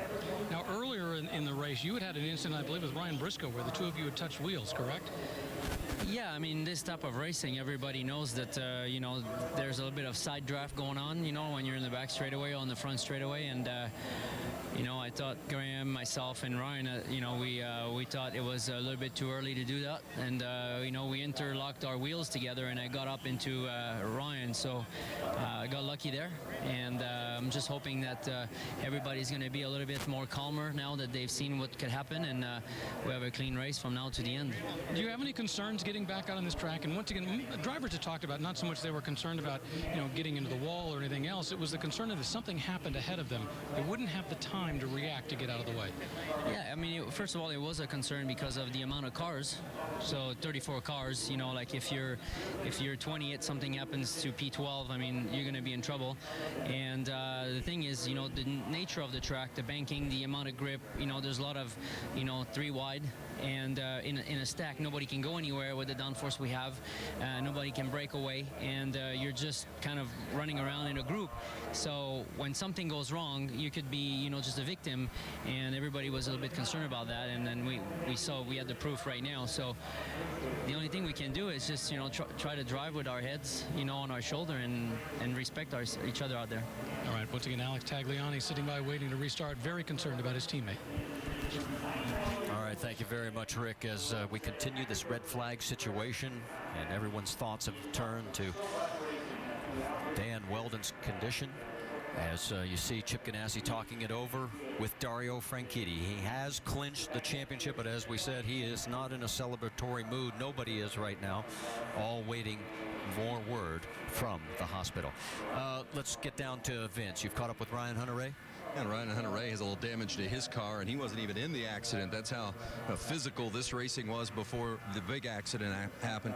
How do you balance the hot competition versus safe racing? It's a really good question. I mean, we knew coming into this race, racing at speeds of 225 miles an hour, that this would be a tough one to get it done without a big wreck. It only takes one small mistake to create a very big problem like we see here. I really hope Dan Wheldon's okay. I haven't heard anything other than he was airlifted, but so our thoughts are there right now. But yeah, we just, as drivers, we need to get together and we need to go agree to fight this thing out the last 50 laps and try and take care of ourselves as drivers for the good chunk of the race. I mean, that was like it was the last lap for, what do we do, 12 laps now? So it's not really the way you want to do it, and we have a big, like you said, we have a big hole in the side pod right now from Tag and Briscoe. We're going at it. I was sitting on the outside and just turned right on the straightaway right into us. So luckily, Tagliani didn't end up in the air or in the fence because of that one. So we need to take a different approach here when we get back out on the track. And sorry to all the fans that we're not racing right now, but our thoughts are with Dan at the moment. Thanks, Ryan. Marty? Some very interesting thoughts from Ryan Hunter-Reay. Jamie Little has caught up with another guy who was involved, EJ Viso. Jamie? Yes, and he, like many drivers, just riding around here. What's the latest you heard, EJ?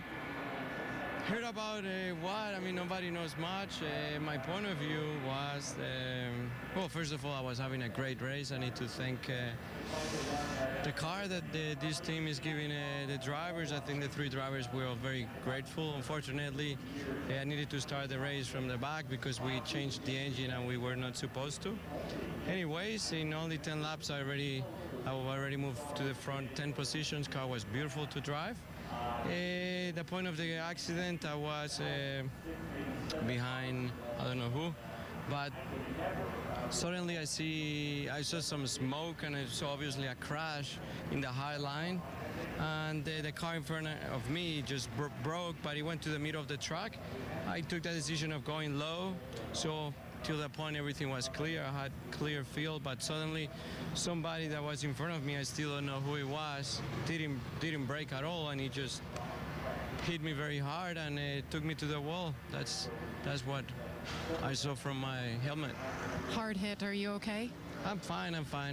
Nothing happened to me. Okay, glad you're okay, EJ. That's EJ Viso. Marty? All right, thank you, Jamie. And word that a lot of the drivers are heading into the operations center here, and there's Tony Kanaan. Looks like Marco Andretti, Ryan Hunter-Reay, as they make their way into there to have a discussion with IndyCar officials. We'll keep you posted if we hear anything coming out of that. There is Scott Dixon. He is also one of the 19 that was not involved in this crash.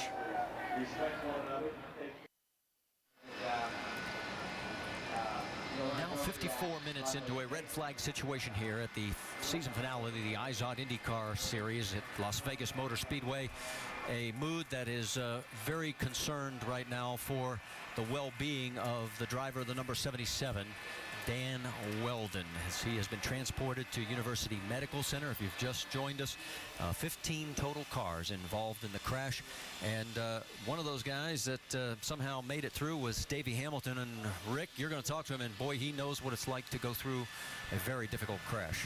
Yeah, Davey had a great view for this one, but you were able to get out of it. Explain what you saw and how you got away.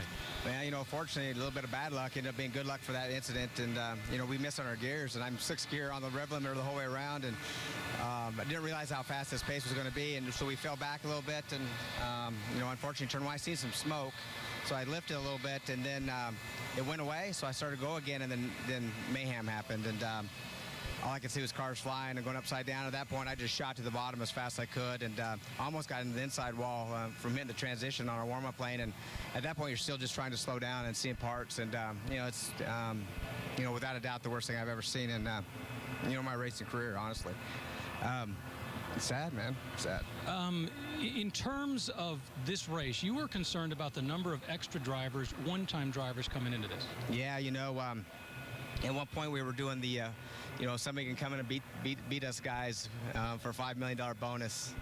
You can't come in here and race with these guys and think you're going to beat them ever.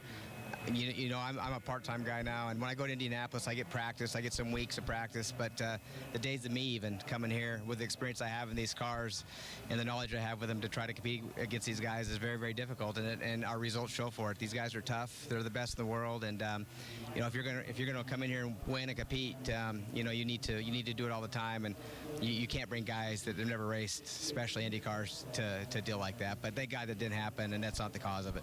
Sometimes we lose sight of how dangerous racing is. You're somebody who's been through it, has been to the brink and come back.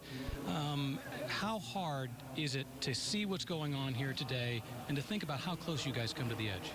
You know, reality hit again. You know, it's been 10 years or so more, a little more than 10 years since my accident in Texas, and you know, we're a bunch of friends here. This is our family. This is what I love, and I was fortunate enough to come back, but you know, these are sad days.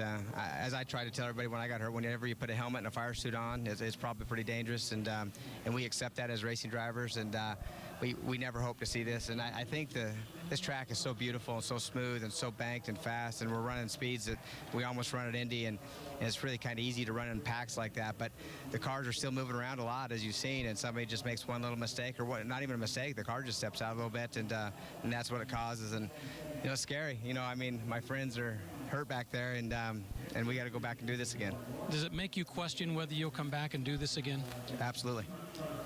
Yeah, it does for sure. You know, I mean, it's been a question mark a little bit anyways, just because, like I said, I'm not the full-time guy. With my leg injuries, I can't race the road courses anymore. I'm just not good enough on them with the injuries that I have. But ovals, I can still get it done, I felt, and I'm having a lot of fun. But, you know, it's time for me to rethink, and I have some things up the pipe. Do some team ownership maybe, and you know, I got Hewlett Packard as a great partner and friends with me, and so we're gonna reevaluate. Indy's still out there, man. Like I told you, I get a lot of practice there. I feel comfortable there. You know, that's the one you want to win, and so I'm not saying no, but you know, like I say, when your friends get flown out and you don't know their condition, it makes you think twice for sure. If ever there's a guy who knows the impact and what it can do to somebody's life, it's Davey Hamilton as a race car driver. Davey's big crash was June of 2001 back at Texas, and there were many of us that never thought he would drive again. Came back and actually competed again this year at Indy, qualified 15th, finished 24th in this year's Indianapolis 500. Let's catch up with one of the Rookie of the Year contenders, Vince. With James Hinchcliffe, one of those that was right up front and with a bird's eye view of everything that was going on in regards to the accident. Did you see the initial contact at all? The initial contact was with me. You know, we were coming out of turn 4. I was side by side with Elio there, and Graham and Ryan were banging wheels for some reason on lap 11. And they got into each other and both had to lift, and Elio and I both had to lift, and that allowed Wade, who was a couple car lengths behind me, to get a bit of a run, and we went down the front straight 3 wide. So I'm hearing 3 wide on my radio, and I'm just looking at Elio's tire, staying right on there and trying to give as much room high as I can. And I guess going into turn 1, Wade just got into my right rear tire with his front wing, and that's what kicked his car loose and then, you know, made him spin out in front of everybody else. So an unfortunate situation, and sort of bred from guys driving, I think, beyond what we should be doing at this part of the race. So obviously everybody's thoughts just with Dan right now. Glad everybody else was okay. I mean, when we came around after the caution was thrown, I can't even describe to you what the scene looked like on the racetrack from our point of view. It was unlike anything I'd ever seen before in my life. I've heard several drivers, and in fact just about everyone that we've interviewed has talked about the fact that they were concerned before the race that this sort of thing was going to happen. Was it brought up in the drivers' meeting? Did anyone talk with Brian Barnhart about the concern, or maybe address it as a group as a whole from a driver's standpoint? At the end of the day, I mean, the series isn't stupid. They know the situation. I mean, we could have all addressed our concerns to them, and I'm sure some people did privately one-on-one with Brian or whomever. But I mean, they've been around racing a long time. They know that 34 cars on a 1.5 mile track is something we've never done. And, you know, a lot of these people are doing either, you know, their first race or a couple races or the first race in a long time. And then this track in particular, just the nature of the racetrack, we can run so close to each other, not only side by side, but also nose to tail through the corners, that when something goes wrong, there's zero margin and there's zero time to react. So, you know, a place like Kentucky, the cars move around a bit more, there's not as much grip, you're giving each other more room. This racetrack, we don't have to do it, and because we're all competitive people, we don't do it. And that's when leads you to situations where if one little thing goes wrong, you know, it can have very bad consequences. How does what happened earlier here this afternoon affect you when you get back in the car to restart? Well, I mean, even, you know, just having an accident like that, you know, with that many cars being involved, I think is going to calm everybody down. Obviously, it's a whole new dimension knowing that, you know, that Dan had to be flown out of here on a helicopter. So, again, we just hope he's fine. But I think everybody now appreciates a little bit better what can happen. And I certainly hope there's a lot more respect and just a lot more intelligence used out there. Thanks, James. Marty? All right, Vince, thanks so much. There's Will Power's pit area, and he, of course, was one of the cars involved in this crash, ending his hopes of winning the championship. But, Jamie, you're hearing more on Will's situation?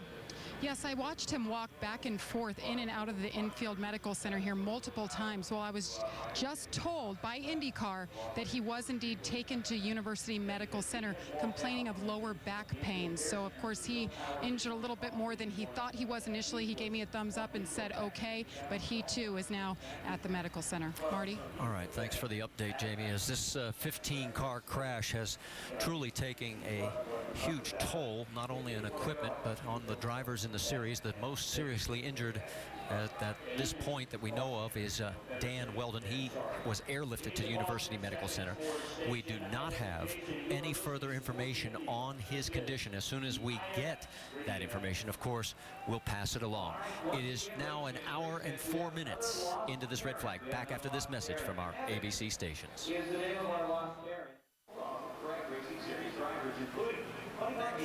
Back here.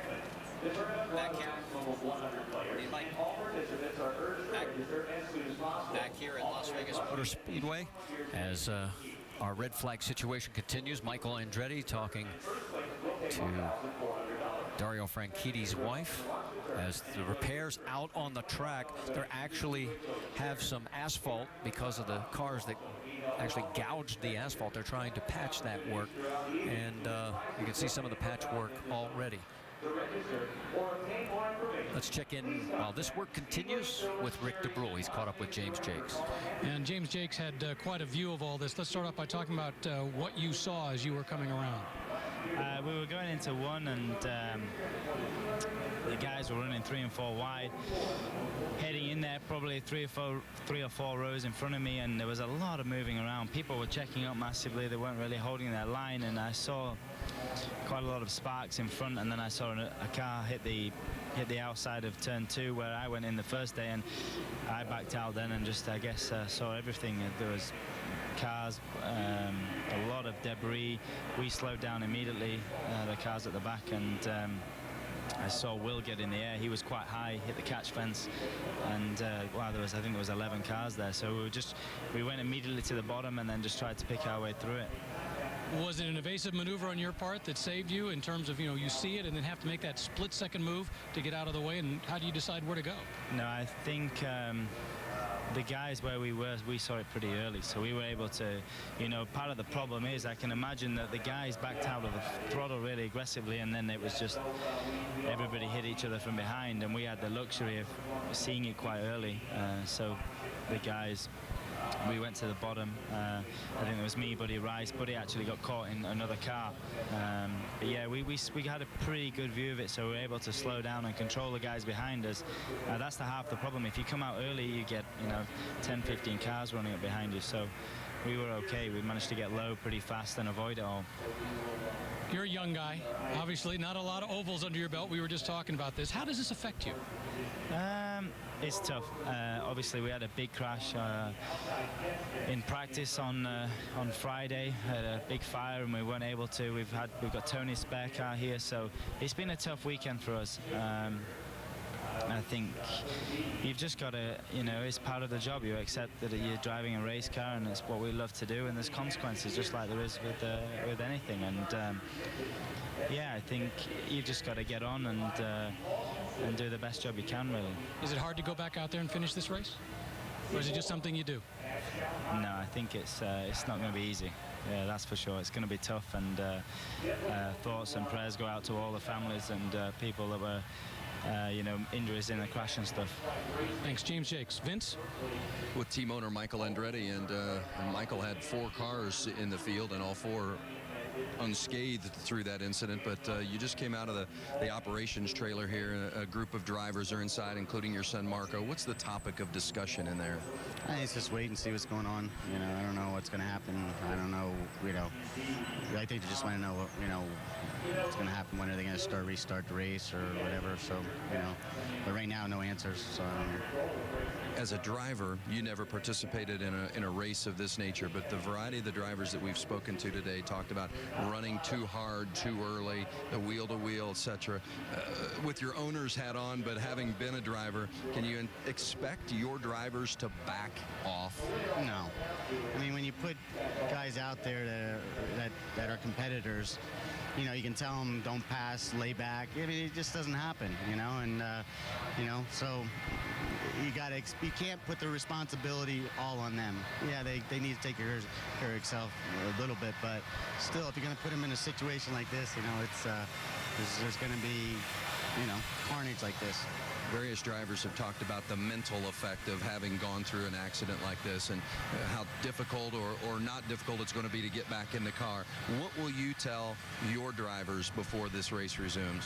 They're professionals, I mean, if they got to get back in and do it, they're going to go and do it, and they'll stay focused on their job at hand. And so there's not really anything I need to tell them, because they're pros. They've been in these positions before, and it's a dangerous sport we're in.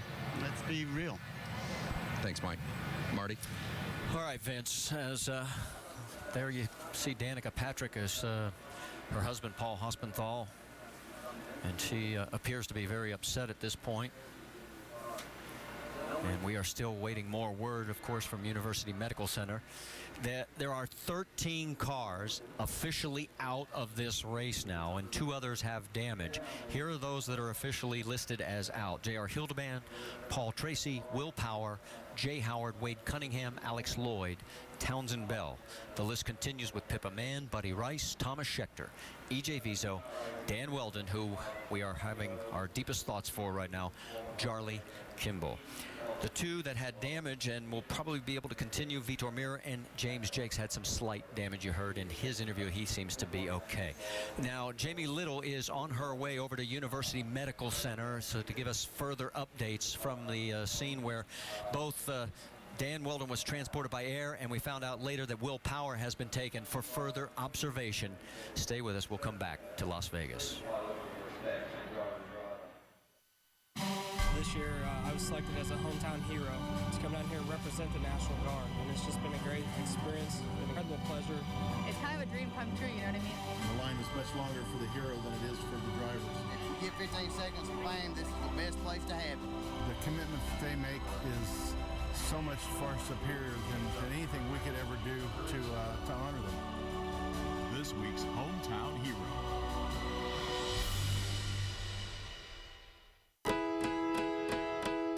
What we created here,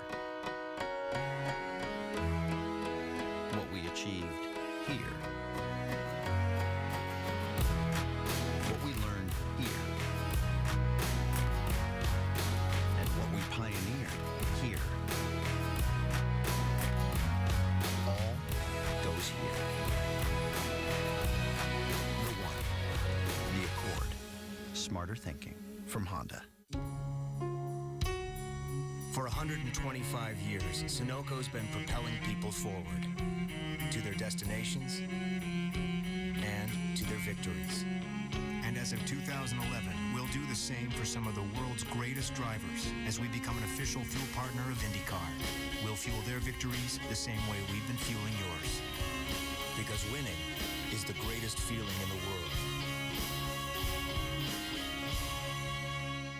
For life's biggest questions. What do you get a kid turning 13 that says, I'm a man? There are answers. In a journal. And then there are manswers. How about a couple of hookers? ABC's Man Up premieres after Last Man Standing Tuesday on ABC.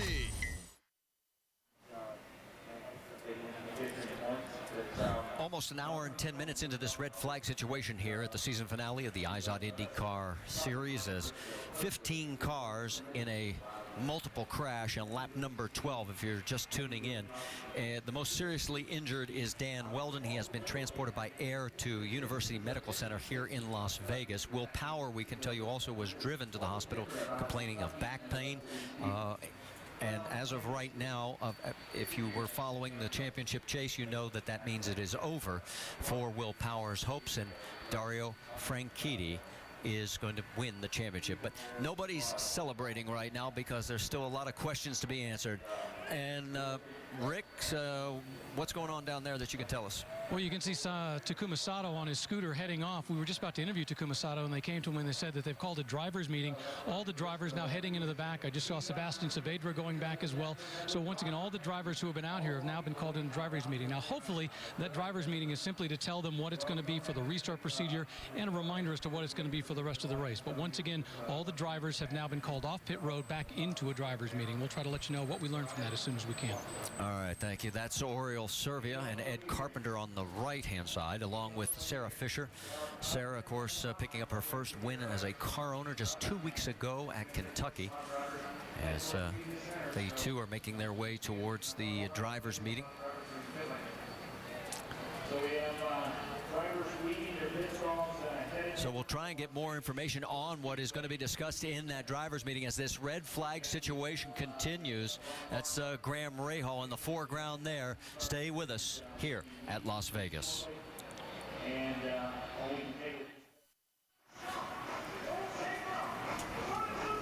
Our red flag situation here at Las Vegas Motor Speedway in the IZOD IndyCar Series is now an hour and 15 minutes roughly, and we are still waiting official word on the condition of Dan Weldon. We had a 15-car crash, if you're just tuning in, on lap number 12, and several cars got into the catch fence.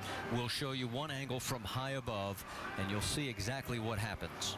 Cars, just as soon as they touch, we end up having a situation where the one car starts to get out of kilter, Eddie, gets collected by another, and a chain reaction that continues. And as we discussed before, at these speeds at over 220 miles an hour, we really are just a passenger. You're a passenger, and really how you deal in that accident is just a question of reflex. Once these things start, it's just an accumulative effect of cars and pieces, gearboxes, and whatever being bounced around the track. And there's nothing you can do. You just have to ride it out and hope you're in the right place. And many of these drivers, unfortunately, were not. And multiple cars got into the air, including Dan Weldon's car right there, as you see, as it goes into the catch fence as well. And it's just unbelievable carnage. Every driver that we have talked to said they have never seen a zone like that in their lives, where they had to drive through, and how much debris there really was scattered across the track, along with two guys who have been through this. I mean, you've broken your back twice. I mean, there's nothing more devastating. We talk about it, and we almost from time to time get used to the fact that we're running fast, we hit the wall, and everybody walks away. And because these cars have become so safe over the years, the tracks have become safer. The Indianapolis Motor Speedway and the Indy Racing League really developed the safer barrier that's now in use here at this particular track, at all tracks around North America and the world, for that fact, used at all NASCAR tracks. But, you know, we get this reminder every once in a while about how fast we are going, 220 miles an hour, the length of a football field in less than a second. And Eddie, you said it, that, you know, it's a reactionary thing, that when this type of thing happens in front of you, you hope you've made the right decision. But there's sometimes no decisions to be made. For a lot of drivers today, they were just in a place where there was no option for them, Eddie. But they have packaged a lot of cars together here at this race. This is one of those racetracks where we had some great interviews, unfortunately, in the last hour, where all the drivers have given their perspective. We put a lot of race cars on a racetrack that is too easy to drive flat. Flat means you never take your foot off the throttle. And when things happen here, it's a multiple. It just keeps going faster and faster and faster and faster. And you have a car that's spun, stopped in the middle of the track, and you have 15 of them arriving at 20 miles an hour. There is nothing you can do, and all that energy has to go someplace. And it does, but, you know, when I'm listening to you, this is us talking now because we're retired, you know, and we're analysts. But when we were driving, I mean, we chose to get inside those cars. I mean, that's what we did for a living. We wanted to get in there. We wanted to go fast. We wanted to beat the other car. We choose to get inside those cars. We know that the consequences might be dire. And you've had accidents, I've had accidents. But in this situation here, we're just hoping and praying for Dan Weldon. Marty? Let me ask both of you. When was it the first time you realized it was everybody else but me, and then all of a sudden it was you? I think probably for me it was Brazil, the first time I broke my back. You know, we talked, and you talked a little bit earlier about how the cars crash and they dissipate the energy because they're really crumple zones. And we saw that a lot with today with a lot of the cars, and a lot of the guys stepped out of the cars and walked away. My first accident when I broke my back, I thought it was a small accident. The car went around on me. We had a problem with the rear wing, went into the back of the car went into the wall at 185 miles an hour. And your mind's working so fast, I'm going backwards. We're in Brazil, and I'm worrying, do we have the parts here to fix the car? And then the impact with the wall, I knew it was serious. Then all of a sudden, you know, you have the injury. And it's those types of things that drivers think about until the injury comes. And as we get a little bit older, you start to think a little bit more about it. And I always felt that. And then, you know, responsibilities come with families. And that's the sort of scenario where you start to say, you know, something, maybe this is dangerous. But as a young driver, you don't think about that. There is not a racing series in the world that is as fast and is, I hate to say this, but as potentially dangerous as IndyCar racing at these speeds on these big banked ovals. I agree. That's a fact. I agree. And it's also a fact that all these drivers have made the decision to race, and there's a whole line of them that want to get inside to race. And that was us a few years ago. Having said that, I think it's very important that when you put these drivers in this position to be racing, you always contemplate what the possible consequences are. You cannot put all the responsibility on the drivers because somebody got sideways, somebody was high, somebody was low. That's irrelevant. When you put them in an arena like that and you tell them, go race, and there's going to be a winner at the end of the day, and it can make or break somebody's career, that decision is already made months and months beforehand with how many cars you're going to allow on the track, what the configurations of the car are going to be. Those are things that are done before you get to the racetrack. So I think it's very wrong, and I'm sure this will not happen today, to lay the blame on a specific driver that did something that was wrong. It's a question of how did we get here? Let's show you the cars that were involved. We have 13 that are listed now as out of this race. The list includes Hildebrand, Tracy Willpower, Vitor Mira. Mira's not out of the race. Neither is James Jakes. The others are listed as out. This is the 15 that are involved in the total crash. Here's page 2. It's a long list through Townsend Bell, Pippa Mann, Buddy Rice, Thomas Schechter, E.J. Vizo, Dan Weldon, Charlie Kimball. And of course, it is Dan Weldon's condition that we are most worried about at this moment. He was airlifted out of here. We have no further word at this time. We've sent Jamie Little over to University Medical Center so that she can give us direct reports as soon as they become available. Now, the drivers have been summoned to a meeting inside the media center building, which is on the infield portion of the track. Now, we are not privy to be inside and hear what's going on in that meeting, but as soon as something comes out of that meeting, we will, of course, pass it along to you. We'll take a break here at Las Vegas.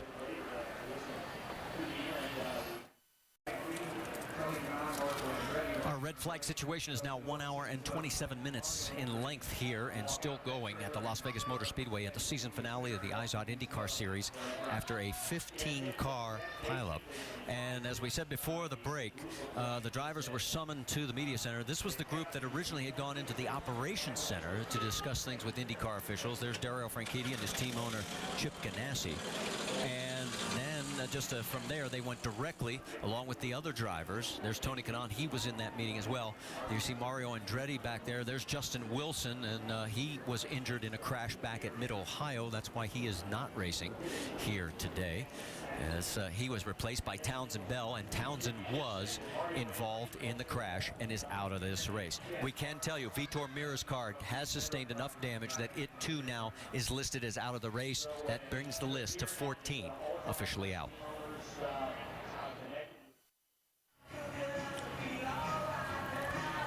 Back here at Las Vegas Motor Speedway, where our red flag situation is now 1 hour and 30 minutes in length after a 15-car crash with multiple injuries, and the most severe being to Dan Weldon, and we are still awaiting word. There is the safety crew that has been working not only on the safer barriers, but the catch fence, which it was the catch fence that really did most of the damage as several cars got up into the fence. And then they are also having to patch areas of the track that were literally gouged by the cars going end over end and literally digging into the asphalt. So that is what is going on the track. Now, what we can tell you, there's one of the patches that they've already completed.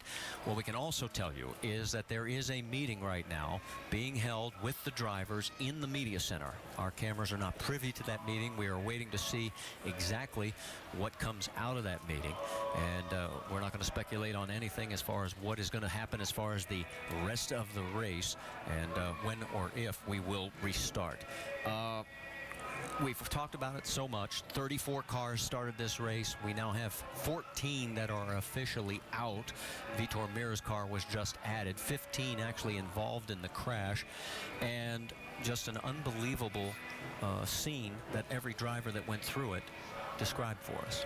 And these are things that we've talked about before as we look at Danica's father there on the left in the red shirt, and Paul Hosmenthal, which is Danica's husband, there on the right. And as we mentioned, Danica's inside with the drivers meeting right now. But Marty, as we mentioned before, drivers know the possibility of injury or worse when we get involved in race cars, and it's something that we love to do.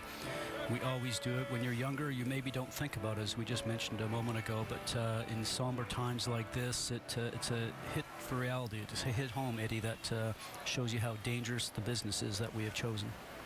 It is, and you're right, everybody acknowledges that, but that doesn't mean that you cannot correct situations so they don't occur. When history repeats itself, the price is always double the second time. Well, all I know is that right now everybody's thoughts are with Dan Weldon at University Medical Center, and we are still waiting for word. Jamie Little has headed over to the medical center to give us a direct report as soon as news becomes available. Stay with us.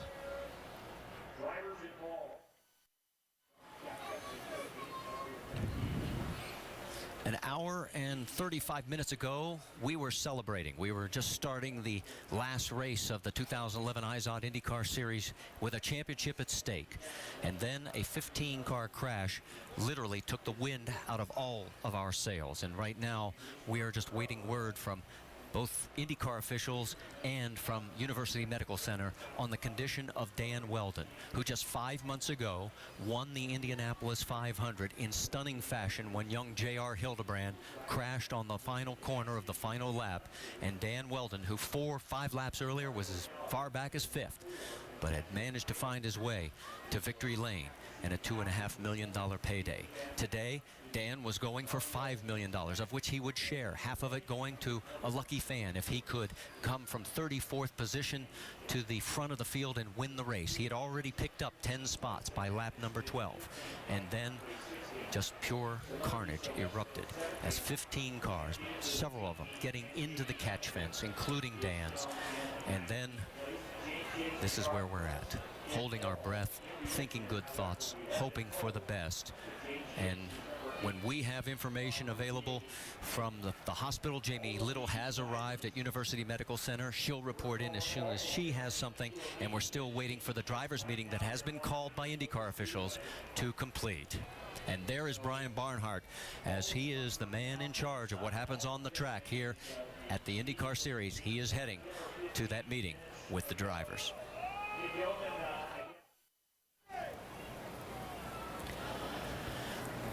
Back here at Las Vegas Motor Speedway, you can see Targa Chip Ganassi Racing team members getting together for prayer as everyone is waiting to hear on the condition of Dan Weldon, as he was the most severely injured. Several others have been taken for observation and care, such as Will Power. We know he was transported as well, but he was taken by car. Will, of course, was flown out of here. And the whole mood, as we mentioned just before, was supposed to be a day of celebration, a day of championship crowning, a Rookie of the Year to be crowned. And instead, the thousands of fans that have come out are all wondering, like we are with you at home, what has happened to Dan Weldon, and is he going to be okay, as we are thinking our best thoughts and waiting for word from the hospital. You know, this sport was mentioned many times as we've been talking here, Marty. It's something that we love to do, and we know it has the highest highs and the lowest lows. And when you've been involved in accidents, as we've talked to many drivers here today that understand this, including Davey Hamilton, you know that there could be an incident where you miss races and you end up spending time in a hospital, and I've done it myself a couple of times, but your focus is getting well and coming back. We saw that also with Kenny Brack when he had his horrific accident at Texas quite a few years ago and came back and did a great job, and that's what you hope for, and that's what you pray for, and that's what everybody right now is concerned about Dan Weldon, to hopefully give him hope and an opportunity to maybe come back. It is something that you can never get used to seeing. No matter how many times you go to racetracks, and waiting for these moments makes it very difficult. I know this is difficult for you, Eddie. You only do 2 races a year with us, and this is the first time you've been in this kind of serious situation, and it's perfectly understandable. I mean, like we talked about about a half an hour ago, we get complacent sometimes. We see everybody hit the wall and walk away, whether it's IndyCar, NASCAR, NHRA, but then there's days like this where it just smacks us right square in the eye, and it tells you, hey, this is still serious business. And you know, you just find yourself stepping back for a moment and saying, man, what could we have done better? And that's exactly what everybody will be doing from this moment forward. How do we make it better? Well, when you talk about better, Marty, the new car that's coming out next year, the 2012 car, has been all designed around improved safety. And Eddie, you know from driving in Formula One that back in those days, the cars were not all that safe. There was a lot of injuries for drivers from the frontal impact and losing their legs. I mean, the safer barrier was not in out at that particular time. But over the decades, I mean, racing has become so much safer.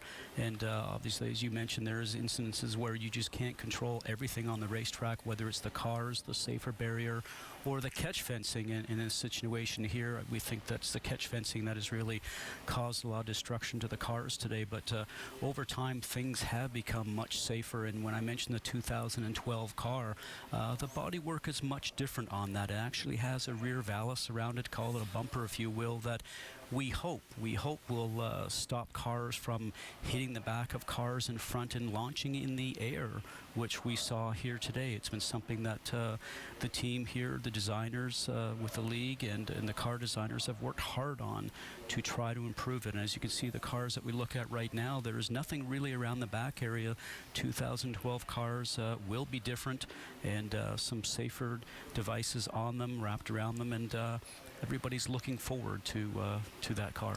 Safety is always in progress. I think it's not one of those subjects where you can just close the book and say, well, we've done it right, now racing is no longer dangerous. Whenever you get cars racing around tracks at above 200 miles an hour, that's what happens. But I know it's very cliche, but race car drivers are a breed apart. They always acknowledge what they're going into, and they turn it into a very competitive spirit. There's always that push that is telling you to go not to the limit, but past the limit. And that's what really compelled me to want to be a race car driver, because I wanted to spend time on the limit. But and that's the natural high. When you talk about that, that is the natural high that we receive when we drive a race car. And when we talk about the safety aspects of these cars, things have really improved. We talked about the Hans device. You know, we had a lot of problems with our head injuries and neck injuries. The Hans device now has been implemented. It's something that goes around the helmet and over the shoulders and helps drivers on frontal impact. It's something that's been involved in this sport here and transferred over to NASCAR. And Marty, as you know, I mean, safety is what this league is all about. And I tell people all the time, I would rather crash in a race car at 200 miles an hour than a road car at 60, because the cars are safer, and the most important thing is that the safety people are there within 30 seconds to help you. All right. No new information to give you at this point. The meeting with the drivers is still going in that building with Brian Barnhart and IndyCar officials.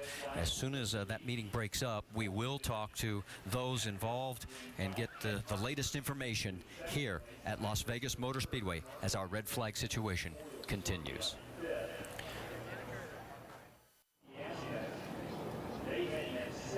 Back here at Las Vegas Motor Speedway, where our red flag situation continues after a 15-car crash at the 12th lap of the scheduled 200, and we have been at a standstill since.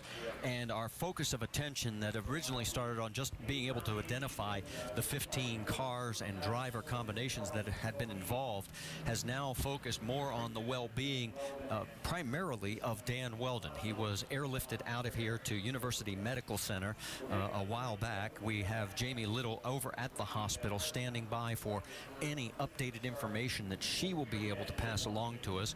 At this moment, there is a meeting going on between the drivers and IndyCar officials in the media center. And guys, this is just everybody's on pins and needles waiting. You can tell by looking at all of the team members how everybody is focused. Everybody has one thing in their mind. They all want to know how Dan is, and racing really goes to the side, isn't it, right now? We're all just focused on that. I don't think any driver that is sitting on that pit wall right now with their cars ready to go is really thinking about the race until they know how Dan is. Exactly, and we've all been in situations. I can think of Elkhart Lake back in the 90s when A.J. Foyt crashed, and Eddie, you were there. We sat there in the front stretch for a long period of time, and when they actually were taking care of the situation with A.J. Foyt in the early 90s, and in that scenario, you know, you were sitting in the car, you were waiting, and then when you are told it's time to go again, I'm not sure how we do it, but you put the visor down and you compartmentize what was going on. You go back and do your job, and then when you get out of the car, then you deal with it again. And I'm sure that's what's going to happen with the guys here today, Marty. Well, there's Bev Patrick and TJ Patrick talking there with a member of the Peak staff, and of course they're the parents of Danica Patrick. We saw her being emotional right before going into that meeting that the drivers are currently in, and of course there is her number 7. For Dan, his wife that we were told has been over at the hospital as well, wife Susie, and their baby boy Sebastian. There is the scene outside the meeting room where the drivers are conferring with IndyCar officials and waiting for that meeting to break up. For Dan, today is 134th career start, of course, a 2-time Indianapolis 500 winner, and really the win back in May set up this possibility as IndyCar head man Randy Bernard came up with the idea saying, hey, let's get a $5 million bonus. If Dan can start at the back of the field, come all the way through and win, half of it goes to Dan and half will go to a lucky fan. And Dan started 34th, and by lap 12 he had picked up 10 spots, and that is when the crash occurred, and we have been literally stopped from that moment until now, and all of our attention has been focused now on Dan's condition. Well, you know, and Dan is always active, guys. He is racing go-karts throughout the season, and I'm at the kart track all the time myself, and you see Dan there. I mean, he loves motor racing. He's just absolutely great aboard a go-kart, and we all started in go-karts, Eddie, and anytime that Dan's not in IndyCar, he's been racing other things. Was off to Australia after this event to do some racing down there, and in the touring car sedan series that's so very popular, and his goal was just to keep on driving and close to a deal for next year. So our thoughts and prayers are for his recovery, that he has the ability to drive again. And of course he was doing the testing on the new 2012 car. He did all the he's done all the preparation for that. So the car that we saw run the other day, he had been running. Dan is not one of those persons that you ask a question about racing and you expect you're going to get 2 answers. He's just so enthusiastic about everything, and I've watched his win at the Indy 500 over and over and over again. Just imagine how much hard work went into that to put himself in that position to win that race, and to see him afterwards when he got that cup and the milk, and he was just enthusiasm bubbling everywhere. So we're all sitting here. You know, and he's a guy that went through the European Series. I mean, he did all the Formula stuff that we've all done, and we've enjoyed it. And the Formula Fords, the Vauxhall Series, and we talked about the karting itself, and started off the IndyCar stuff with Panther Racing. And a talented race driver, understands the marketing and the PR side of it, and certainly has created a brand for himself. And a driver overall that is one of the fan favorites. And you know, if you ask him a question, like you mentioned, he lights up because he loves the sport. In 2005, I remember the T-shirt he had made up. Remember, he won the Indianapolis 500, but that's the year Danica led, and she got all the publicity coming out of the race, and he had a T-shirt made up for the next week at the next race saying, hey, I won the Indy 500. And, of course, he went on that year to win the 2005 championship. And right now, we are still waiting as long as we can. We're going to stay here to find out. You'll know when we know exactly the news involving Dan Wheldon and what's going to happen with today's race.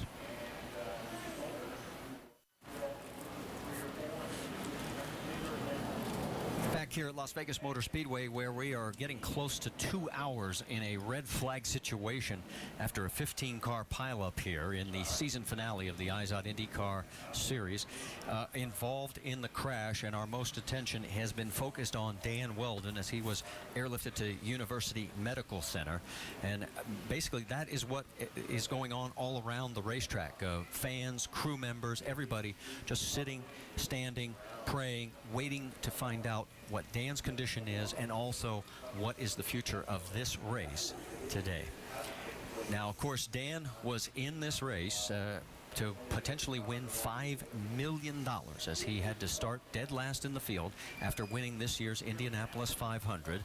And if he came through the field, he would get $2.5 million for winning, and a lucky fan would have gotten $2.5 million as well.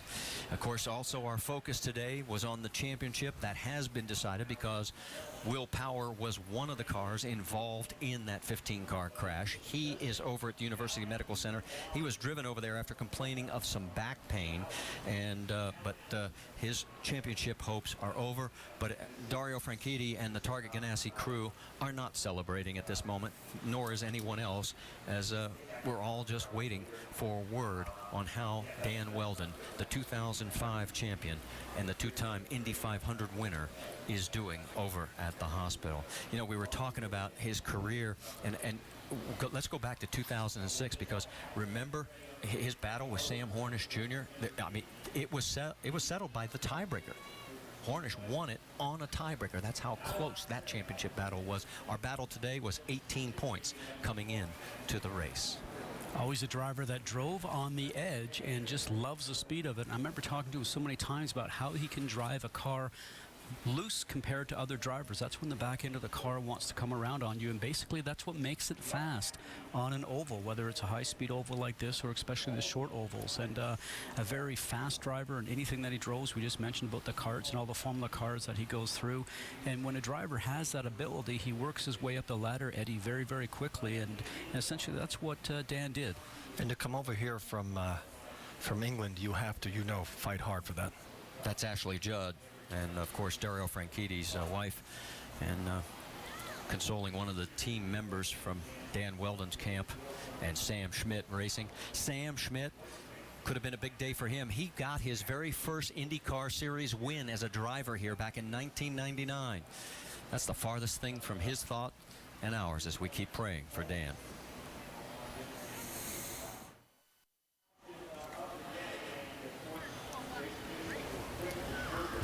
Back here at Las Vegas Motor Speedway, as the red flag condition is now 1 hour and 58 minutes officially in progress, as we are still waiting for news on Dan Wheldon's situation and the future of this race. That is the garage area back in the area where Dan Wheldon's team was doing all their pre-race preparation.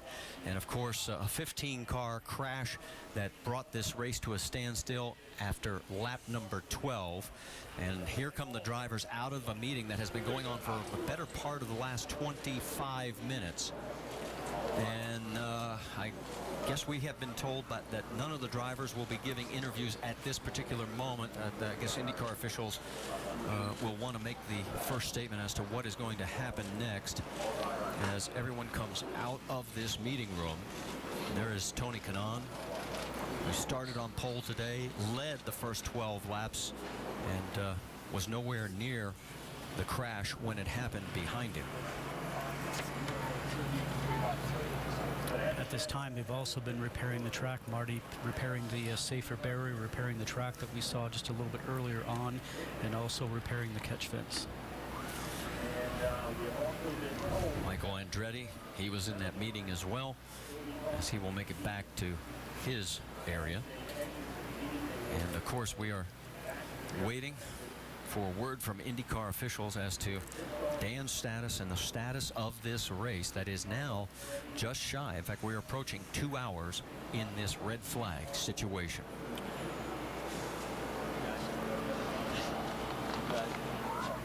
As we talked about before, guys, this is the hardest moment for the drivers, and if you are told it's time to get back into the car, it is a difficult situation. I think you get an idea just looking at Tony Kanaan. I mean, this guy is as tough as nails, and you just saw the big exhale that he just gave. This is those moments that you just pray and hope for the best, and we don't know what they know because we have not been given any word from IndyCar officials. Graham Rahal, he's just starting out his young career. Rahal has several second place finishes. Of course, he won his very first IndyCar race back at St. Petersburg, and that's the farthest thing from his mind today. And there is your four-time champion, but I guarantee you right now he does not want to celebrate anything. He, like everyone else, most concerned about the well-being of Dan Wheldon. And there is his teammate Scott Dixon And of course, Dan drove for Chip Ganassi with Scott Dixon. With Dixon. So there's a lot of drivers there that have a lot of personal relationships with him that they raced with. And Dan drove with Dario when they were at Andretti. And won. Yes. And won at Indy.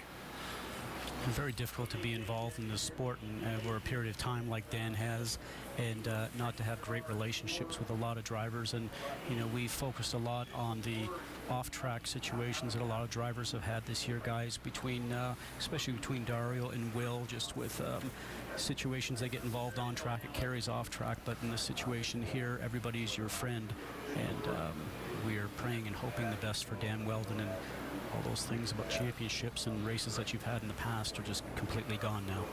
Ryan Hunter-Reay, as he makes his way back, he was our winner back at Loudon. You saw that race here on ABC. Of course, that had a controversial finish to it after the restart in the rain. Eventually ended up getting wiped out. He won that race there. I talked to him yesterday, and he had mentioned the fact, he says, this is going to get crazy because we could go 3 and 4 wide, and if there's one minor blip, it could really be serious. And it turned out to be prophetic, as we had a 15-car pileup on lap number 12. One of the most difficult things, I think, at a race weekend like this is for the partners of the race car drivers, their wives and girlfriends and family, because you're always on pins and needles, and you can tell that everybody right now is waiting with great anxiety. I think anxiety is the proper word for it, especially for all of us. Obviously, there's Tim Cindric talking to Helio Castroneves and his team as they're going through the next steps that they have been told by IndyCar officials. And there is Tony, and very distressed. And Tony just is a great friend of Dan, and they hang out together, has always hung out together, and when they separated from being on the same team, have remained friends over the years, and just a true friendship. There you see Roger Penske, obviously, and Roger is there with his team, and we're conferring with his guys, and all the information that they know from being involved in that meeting so far, Eddie, we're not privy to that, but obviously they're passing along and discussing what they have learned inside that meeting, and we still hope and pray for Dan Weldon. As we mentioned before, in that big accident, he was airlifted out of the racetrack here to the hospital, and overall a lot of drivers involved in that accident, but obviously the worst injuries so far to date seem to be Dan Weldon, Marty. Yeah, and Weldon, as you can see, Vassar. Yeah, that's Jimmy Vassar, team owner, co-owner of KV Racing. At the hospital, Jamie Little has passed along that Dan's sister Holly is there. His brothers Austin, Ashley, and Elliot are there. His wife Susie and their 2 children, Sebastian and Oliver, are there as well.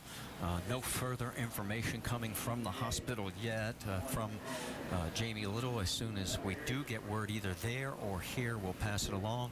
And there is the captain, Roger Penske, talking it over with his team. You know, and Roger has been involved with the sport so many years, Eddie, as you know, and all through the decades that we had when injuries were very strong, not only injuries but deaths. And I think of Mark Donohue, who drove for him and was killed. It's a difficult situation, but we're all in this as a family because we love the sport. A very big family, and there is absolutely nothing that can prepare you for moments like this. All right, we are getting word that there's Randy Bernard. Our thoughts and prayers are with his family today. IndyCar, its drivers and team owners, has decided to end the race. In honor of Dan Weldon, the drivers have decided to do a 5-lap salute in his honor. It will take place in approximately 10 minutes. Thank you. There will be no one-on-one interviews or questions. Thank you. Did he confirm he's... All right, we came in late on that, and folks, this is the hardest part of our job, and the last time I had to do this was 2006 with Paul Dana, but we have lost Dan Weldon today here at Las Vegas Motor Speedway. A tragic accident on lap number 13, and Dan Weldon killed today here at Las Vegas Motor Speedway. There'll be a 5-lap salute. Stay with us, please.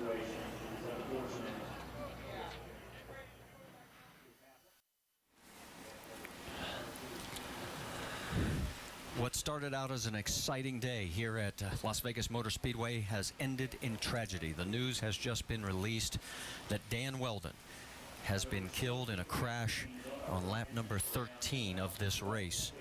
In the final race of the 2011 season, you heard the tail end of an announcement by Randy Bernard, the head man at the league here, that the drivers and team officials and owners have gotten together and the race will not be finished. The drivers will do a 5-lap tribute salute, and that should take place in a matter of minutes. But the air of excitement that started this day is completely gone, as we have lost Dan Wheldon. And there's Marco Andretti, as his former teammate, killed in this tragic 15-car crash at Las Vegas Motor Speedway. And we mentioned the tribute lap. All the drivers, they'll be getting back into their cars. There'll be 5 laps in length as soon as they get everybody together. And as I mentioned before, this is the hardest part for us. The last time we had to do this was March of 2006 down at Homestead, when Paul Dano was killed in practice the morning of the race there. And unfortunately, over the years, it has happened too many times. Tony Rennan at Indy in a private practice, Greg Moore in 1999 at the season finale in Fontana. 99 in September, Gonzalo Rodriguez at practice during the race at Laguna Seca. Scott Brayton, of course, in 1996, practicing after he had won the pole for the Indianapolis 500. There is also the fact that Dan, who won the second time at Indy this year, he's not the first to have his life ended later in the season. In 1920, Gaston Chevrolet, he was killed later in November at a race in Beverly Hills. In 1929, Ray Keech won the race, and then June, he was killed at Altoona. In 1946, George Robson, and he later was killed at a race in Atlanta. You see all the drivers now, they're going to do that 5-lap tribute, as you mentioned, Marty, and it'll be one of the most emotional laps, 5 laps that they've ever done in their life, Eddie, simply from the fact that they are going out there not to compete, but to give a tribute to a dear friend and colleague that has been killed today. And you're not putting your helmet on and your visor down and going into race mode. You're going out there for a tribute, and there's no doubt there will be tears shed behind the visor of all the drivers that are out there. Chip Ganassi talking there, and the man on the right is Don the Snake Prudhomme, a legendary drag racer. He is a huge IndyCar fan, and he is he's seen too much of this in his lifetime as well. Let's take you back. If you're just tuning in, we're going to take you back and give you the full, complete version of Randy Bernard's official announcement just a few minutes ago.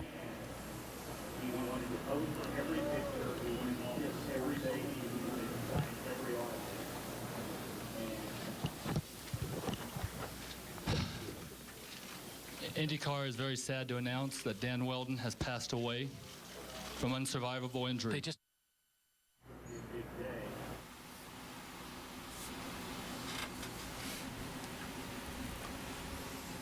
Okay, and obviously you heard Rick DeBrule. He was trying to get us to get down there quickly to get the announcement of the official position of the league, and we did catch the tail end of it where they had said that this race will not continue and the drivers will do a 5-lap tribute. There's Sarah Fisher. Just 2 weeks ago, she was on top of the world. Ed Carpenter had just given her first victory as a team owner, winning over Dario Franchitti by so close a margin.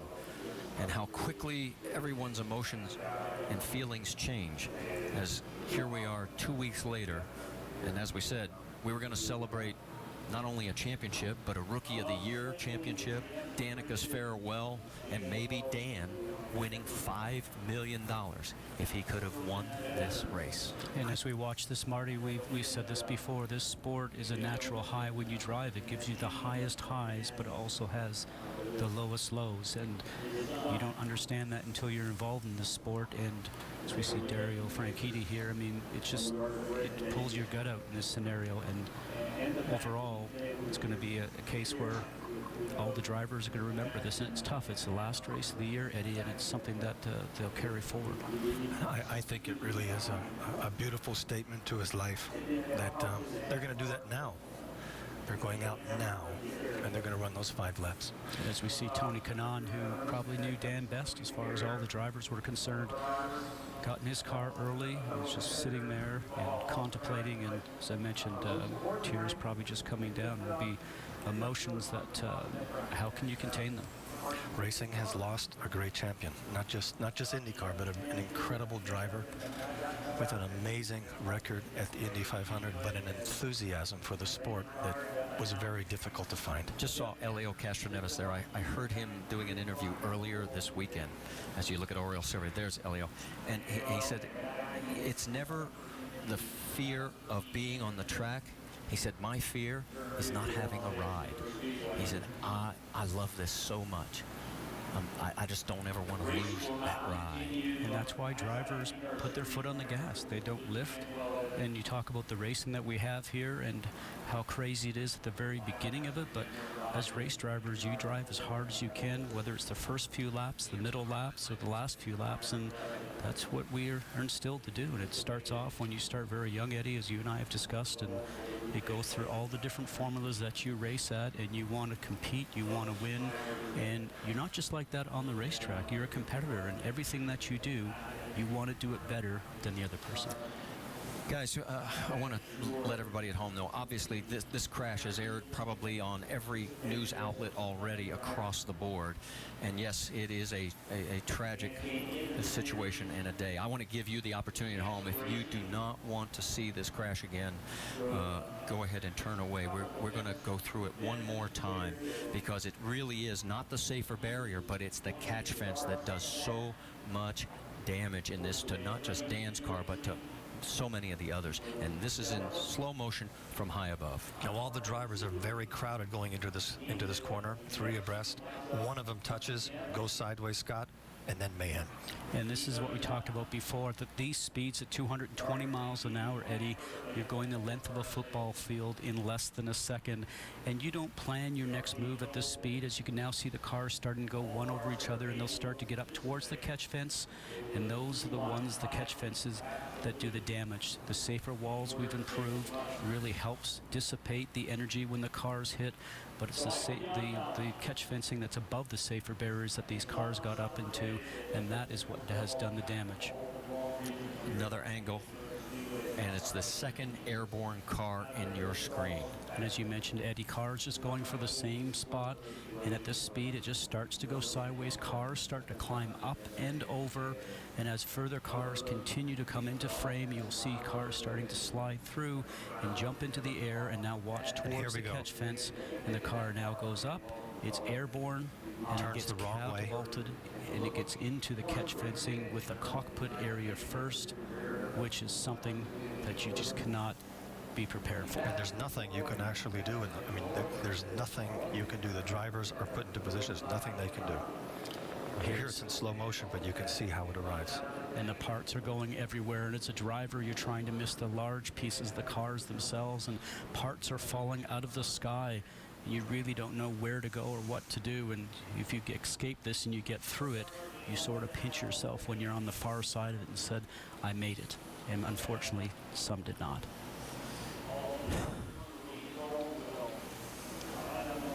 Last angle on this that we will show you, as it's very painful to watch. It is. It's just, it's heart-wrenching. You know these people as competitors, as sometimes they're angry with what you say about them on the air, but trust me, when there's these moments, there it is right there, and that's the compact or the impact you were talking about, Scott. Cockpit towards the catch fence. Another view from Danica's car, as she was one of the 19 that managed to make it through. She's on the lower part of the track, which was a good position to be in, but she has a bird's eye view of everything from here. And as we heard her say earlier in this telecast that she thought things were just getting a little bit crazy. She had eased off the throttle, not something that race car drivers do, but she just felt uncomfortable, had something about it, a sixth sense, if you will, and turned around and just gave herself a little bit more breathing space, which is something that worked out very well for her. Charlie Kimball's view, he was in the middle lane, had nowhere to go. And a car went right over the top of him. And there's another car flying over the top. And literally, I've been in these accidents. There's nothing you can do. Once it starts to happen, the momentum has to just play itself out. The number 77, Dan Wheldon's car number today, has now been put at the top of the scoring pylon here at Las Vegas Motor Speedway. And the tribute lap as the cars are beginning to form as we salute Dan Wheldon.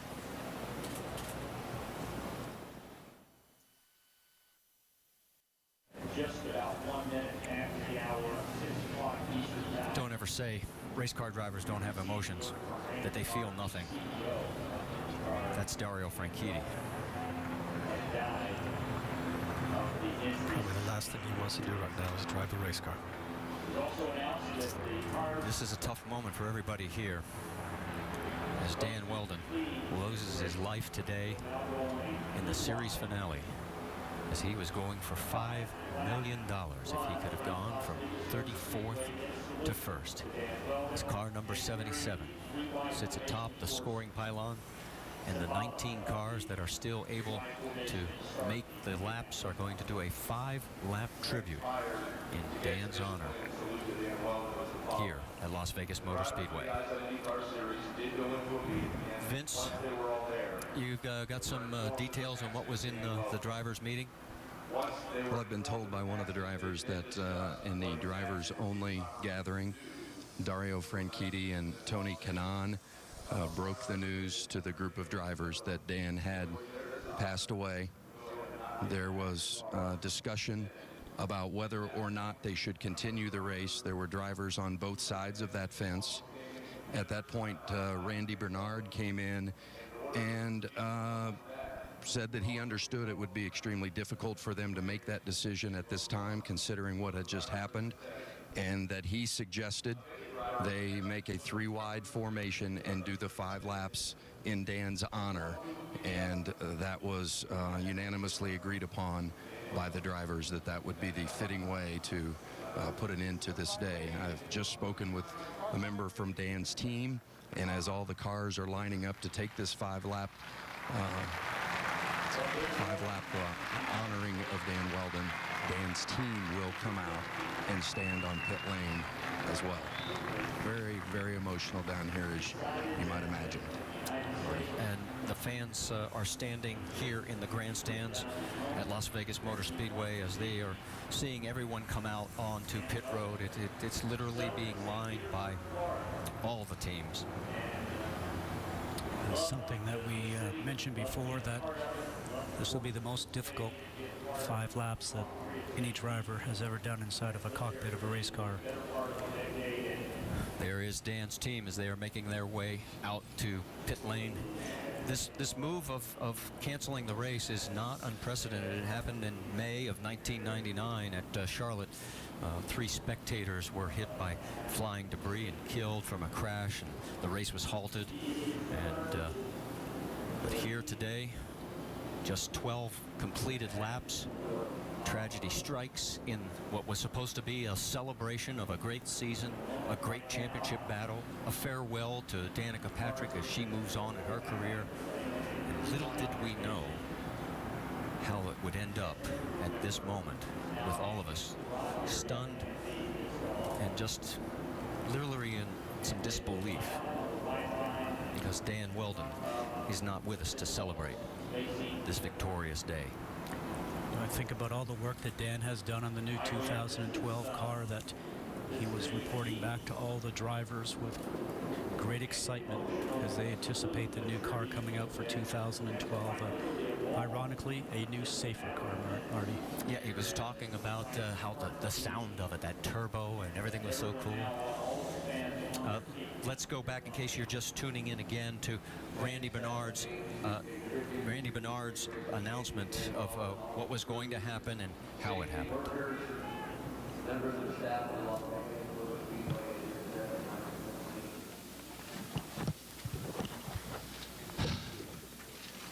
IndyCar is very sad to announce that Dan Weldon has passed away from unsurvivable injury. Our thoughts and prayers are with his family today. IndyCar, its drivers and team owners, has decided to end the race. In honor of Dan Weldon, the drivers have decided to do a 5-lap salute in his honor. It will take place in approximately 10 minutes. Thank you.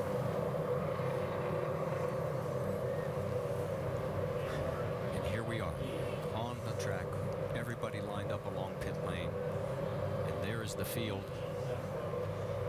of 19 cars that survived that horrific crash and made it through for the 5-lap salute to Dan Weldon. When they begin this 5 laps, folks, we're just going to sit back and reflect with you.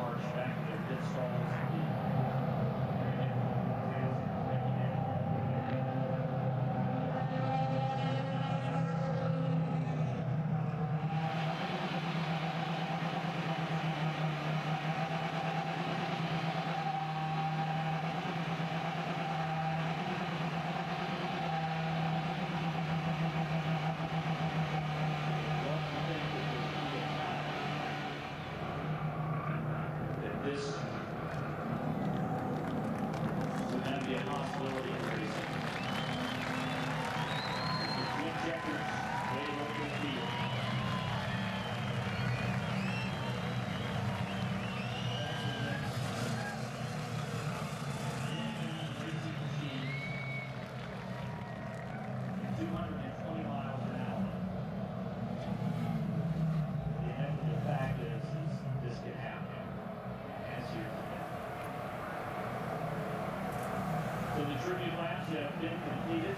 So the 2011 IZOD IndyCar Series comes to a close, but not the way that any of us had anticipated nor wanted.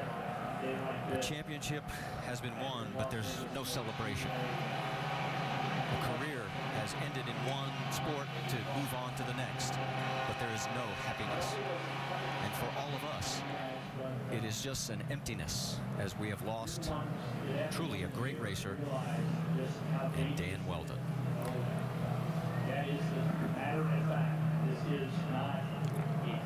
Jamie Little has been standing by at University Medical Center. 3 others were transported: J.R. Hildebrand, Pippa Mann, and Will Power. Jamie, can you give us an update from there?